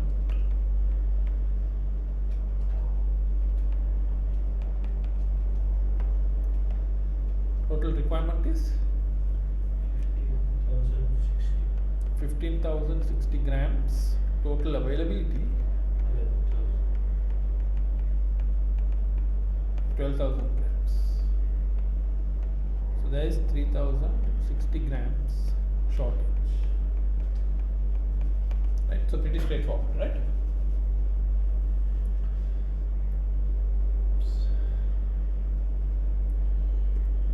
Sorry, I closed the question. What was the page?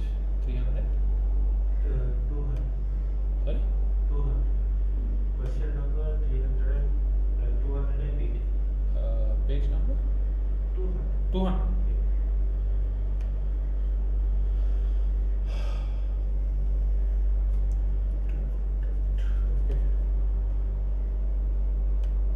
Yeah. Part B is, sorry, the next part of the question we were looking at was, calculate the shortage of beta, optimum production plan. So how do you calculate the optimum production plan? So first thing that you need to do, what do you need to do to calculate the optimum production plan? Yeah, what? Contribution. Yeah, find the contribution per limiting factor. Okay, so we have 3 products. We have cakes, we have cookies, and we have shakes. Right? So what's the contribution per unit given to us?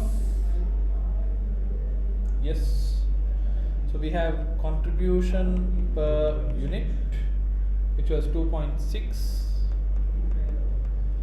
This was 1.75, and this was 1.20. Then beta per unit, so we had it here, which was 0.5, 0.20 grams, and 1 gram. So contribution per beta unit.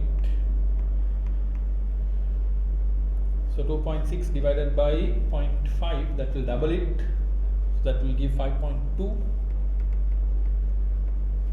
1.75 divided by 1.75 divided by 0.2, 8.75, and this will give you 1.2.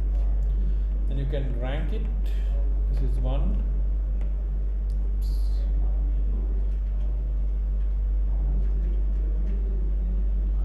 This is 2, and this is 3.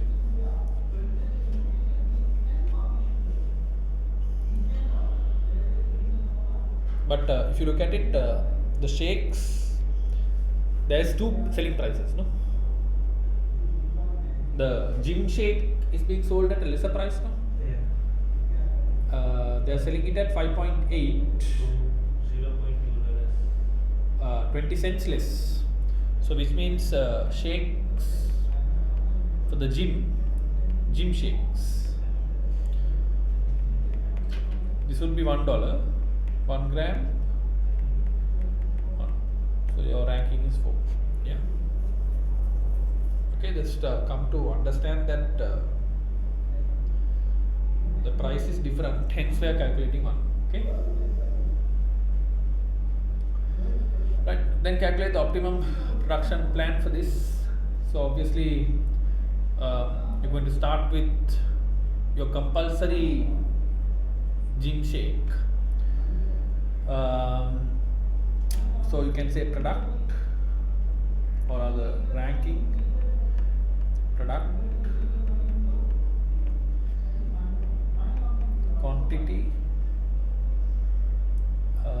beta in grams, total beta,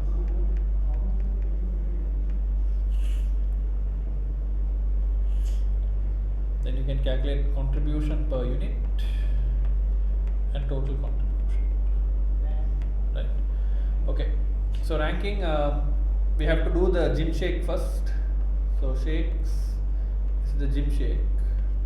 So we have to supply 5,000 gym shakes. We are going to use 1 gram. So 5,000 grams will be used there. Contribution per unit is also 1. So we get total contribution $5,000. Then you have the first ranking product, which is cookies. So cookies, how many cookies do you need? 9,800. Yeah, 9,800 cookies at 0.2 grams each. So 9,800 into 0.2, 1,960. Your contribution per unit is 1.75. You get 17,150. Okay. Then you go to the next product, which is cakes. Can you produce all cakes? I think there was some 11,200 cakes that we required. But the problem is 11,200 into 50 grams. We need 5,600. Do we have 5,600? I don't think it's enough, no? 1,960 plus 5,600. Not enough. So we can't produce all the cakes we want because we have only 12,000 grams of beta. So work backwards to find this missing figure.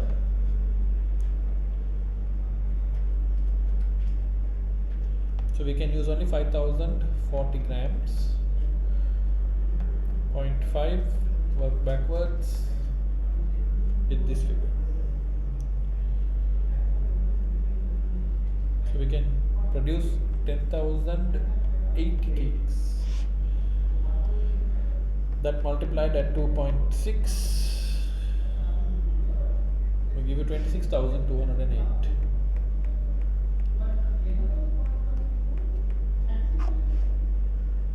So 5,000 into, sorry, plus 17,150 plus 26,208, 48,358.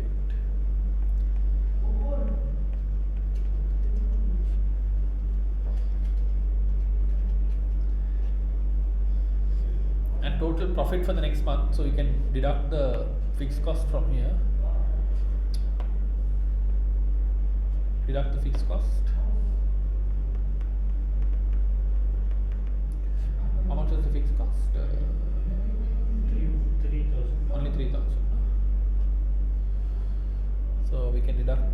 30,000,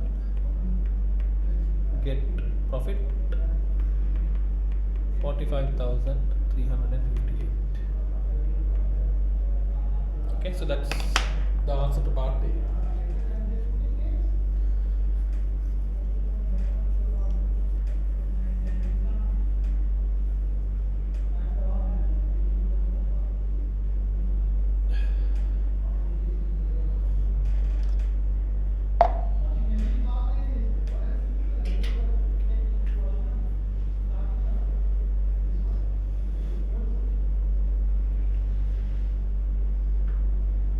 Okay.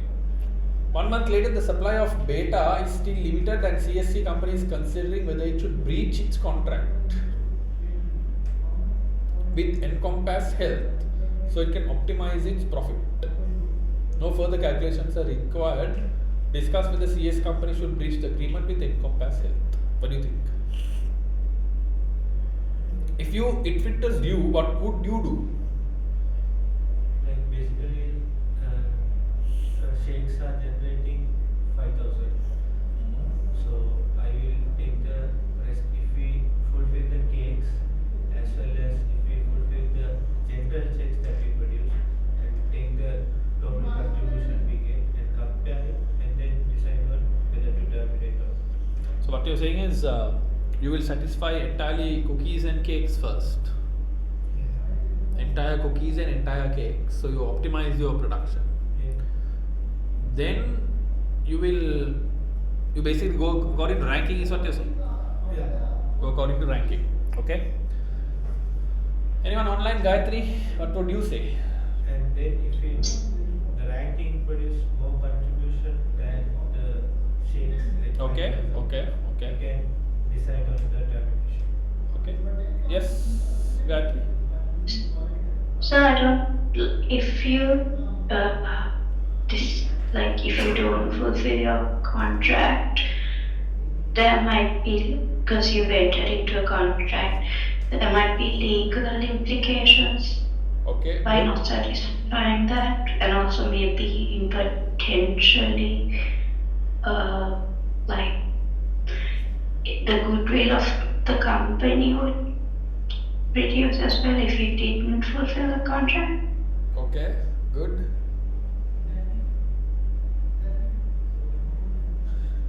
Anybody else? Anything? Salma? Ashfa? Mintula? You been silent, Mintula? I agree with Gayatri also because it's the newest product, so reaching the contract means that it will show a bad reputation. So it's better to go ahead with the contract rather than breaching the contract. Okay. Okay. Can I ask you an additional question? All of you, basically, not only Yeah. Salma. Yeah, Gayatri, go ahead. Sorry. Sorry, sir. To add to that, if by chance, obviously, since it's more profitable to make it in the ranking, you'd also have to weigh what it would cost you if you did breach your contract, Okay. and if you were to breach the contract, and would it be more cost effective, or rather you earn more profit if you did breach the contract and pay a certain amount of penalty, Okay. and then if you still stand to gain, you Okay. would I don't know, I would probably maybe go with the ranking as well. Okay. I'll be very frank with you all. If you at the exam say that we should breach the contract, I'm afraid they will not give you marks. Okay? And I'll give you my justification for this. Justification is this kind of a question can always test your level of compliance with ACCA code of conduct. Right? So ACCA code of conduct, you have those 5 principles, no? Integrity and whatnot. Right? So it can go against your professionalism. What you're saying is absolutely right. it makes lot of sense to go with the ranking of the product, supply of cookies, cakes, so on so forth, and finally attend to this guy. Absolutely right. But in a question like this, always go ahead with ACCA code of conduct. Okay. Be an ethical person. Do the right thing. Okay. So, what all of you all said is correct. There will be legal consequences definitely because it's a contract. Okay. So if you enter into a contract and if you break your contract, there's a problem. You'll have to pay damages based on that. Obviously, when you have a contract or a case going against you, there can be implications on further businesses as well. You can, if you want, write down a statement. However, this breaching the contract can help improve profits, but it is not advisable to do so. Examiner will give you 4 marks. This is my personal opinion. I can be wrong. I don't know. I haven't spoken to the examiner about this, but when they put you into a twist like this, okay, always take the safe side. Say don't breach the contract, especially if it's a contract. But if it's like a crazy contract, you don't need, like it's so bad for the company, then you can go up to an extent to say, okay, let's give notice and exit the contract. You get my point? That can be an option. But don't breach the contract just like that and say, no, we don't want. Because what will happen is, examiner will judge you on your code of conduct for ACCA. Not that they will penalize you and call you and shoot you and all that, but be a little diplomatic. Okay? Good. Okay. I hope we've answered the question then. Yeah. So we move on. Okay. So next part, several months later, the demand for both cakes and cookies have increased significantly to 20,000 and 15,000 units per month. CSC company has lost the contract with Encompass Health after suffering from further shortages of supply of beta, Singa and of its labour force. So multiple impacts. CSA company has decided to stop making shakes at all, so no more shakes. CSA company now needs to use linear programming to work out the optimum production plan for cakes and cookies for the coming month. The variable X is being used to represent cakes and variable Y to represent cookies. The following constraints have been formulated and a graph representing the new production problem has been drawn. Okay, we'll come to that. Singa 0.25x and 0.5y. Now you know what this 0.25x and 0.5y are, right? So I think we worked it out here. 0.25x and 0.5y for cakes. Okay. So this basically is your consumption of 4 cakes, your Singa and 0.5. So the 0.5 for cookies, right? Sorry about that. It's cookies. 12,000. Then beta 0.5 and 0.2, 12,500. So that also we got. Labor 0.1x and 0.12y. That also I think we worked out. 0.1 and 0.12. X is less than or equal to 20,000, which means we are limiting it to 20,000. Y we are limiting it to 15,000. X comma y is greater than or equal to 0. So that's your non-negativity constraint. Now in the class, what we did was we came up with these constraints. But now the examiner is giving it to you, which makes life a little more easier. Okay. Okay. So if you look at this, they have put the demand for cakes here. So this is demand for cakes, demand for cookies. This is your beta constraint. This is your Singa constraint and labor constraint. And here this, what is this line called? Very good. ISO contribution line.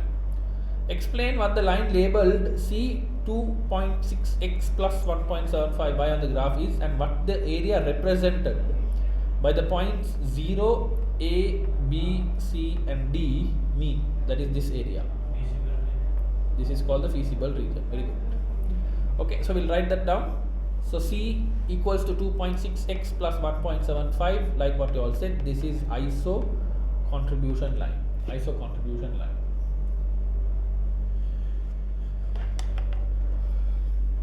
What does the ISO contribution line show you?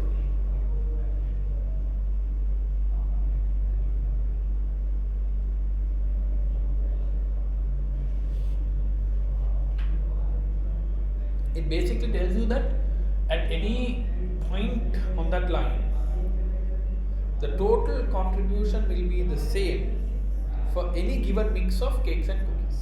You need to write that down. So you can say there, the ISO contribution line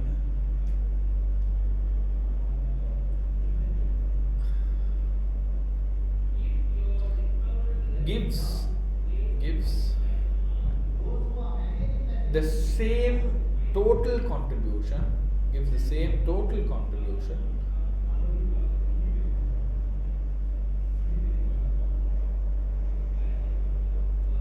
at any point on the line,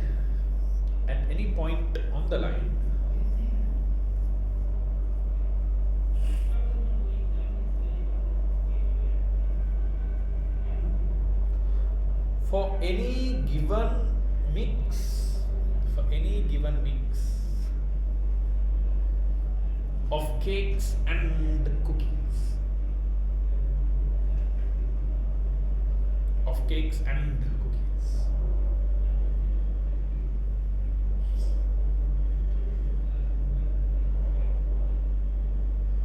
Can you repeat? ISO contribution line gives the same total contribution at any point on the Yeah. So Salma, you can say the ISO contribution line gives you the same total contribution for any mix of cakes and cookies.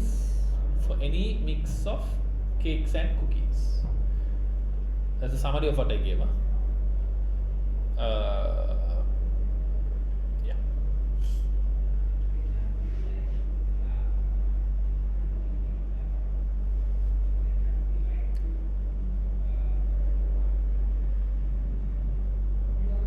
Okay.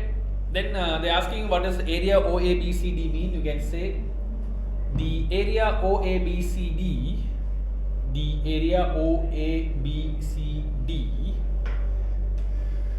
is called the feasible region.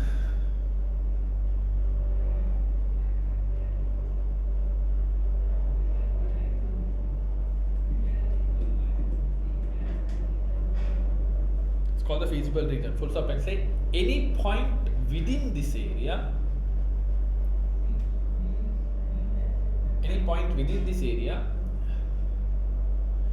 is a feasible mix.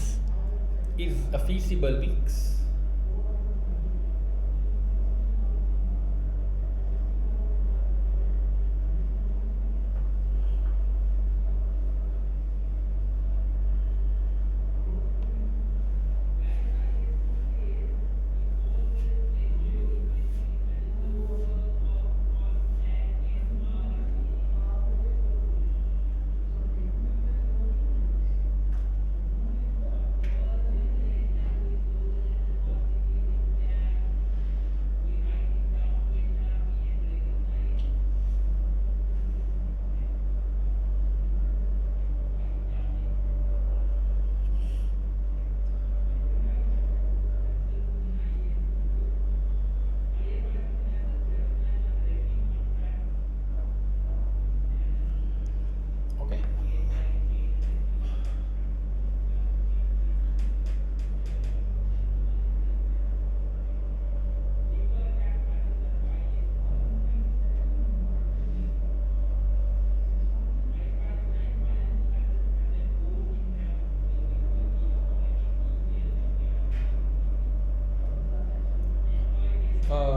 Yeah, sorry, I got distracted with the mail that came in. Yeah, so we can say then, in order to maximize profits, did I say that? No. area is a feasible Mix. Right, then you can say in order to maximize profits,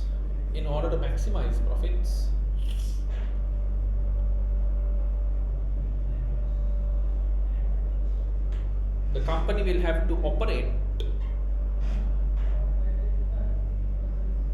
Company will have to operate at the edge of the feasible region.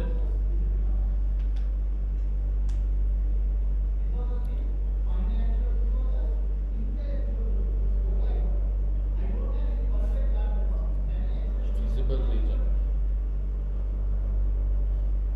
comma,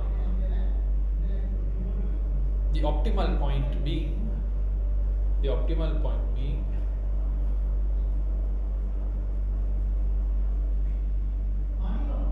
the furthest point from the origin. The furthest point from the origin. The furthest point from the origin.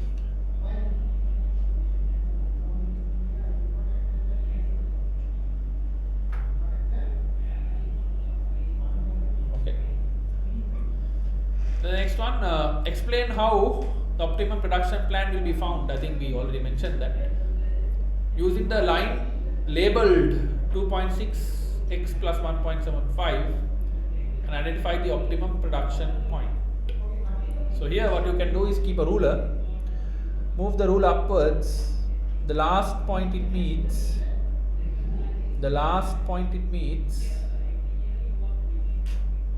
is your optimal point. So in this it looks like point C. This it looks like point C. Just check and see. Yeah. Looks like point C.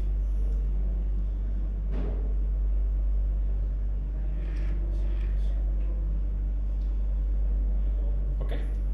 You with me? Okay. So you need to explain how you are doing this. Don't say that you're keeping a ruler and then moving it up. Just say that it's the furthest point from the origin, and in this case it would be point C, optimum point.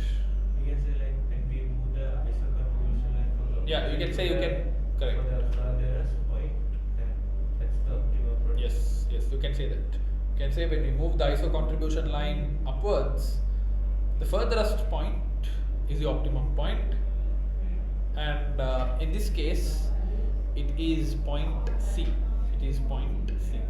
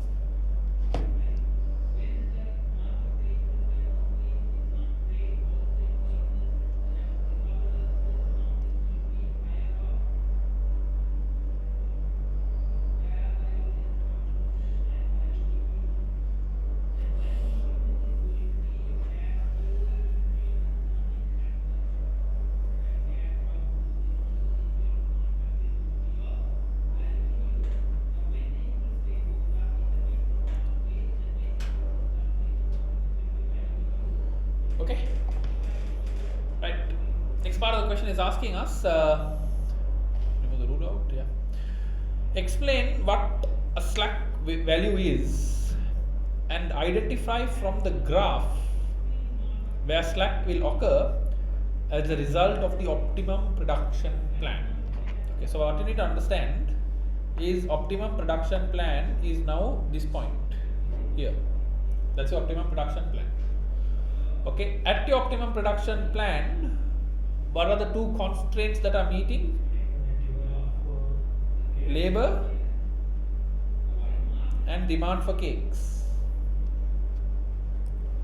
Okay, so which means you are fully utilizing labor at this point and you are fully utilizing the demand for cakes. So what is your slack then? Your slack will be for Singa and Beta and demand for cookies ID. Right, so if you move from point C one level up, still not going to impact your usage of Singa, still not going to impact your usage of Beta, or still not going to impact your demand for cookies.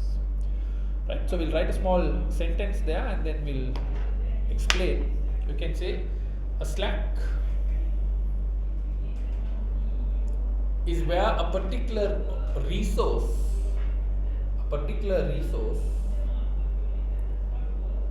is not fully utilized,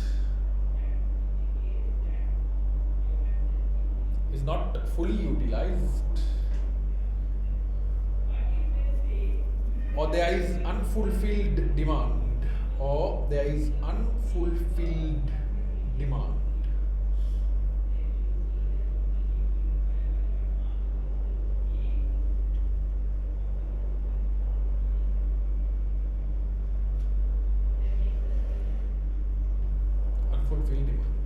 then you can say with regards to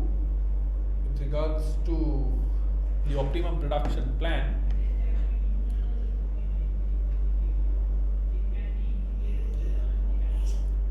there will be slack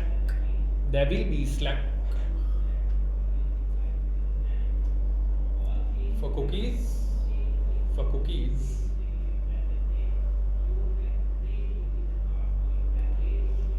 which means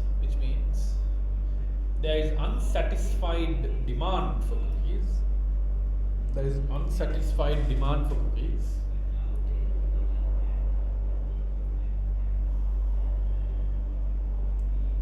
Mustafa said there will also be slack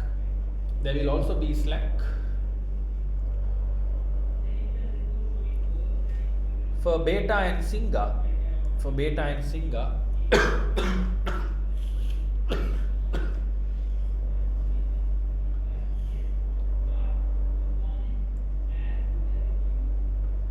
Which means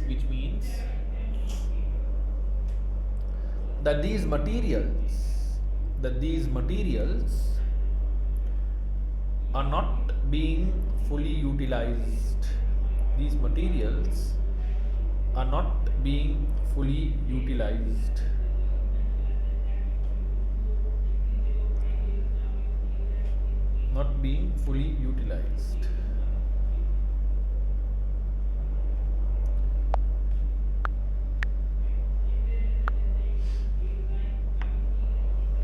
Okay, right, let's quickly read and see.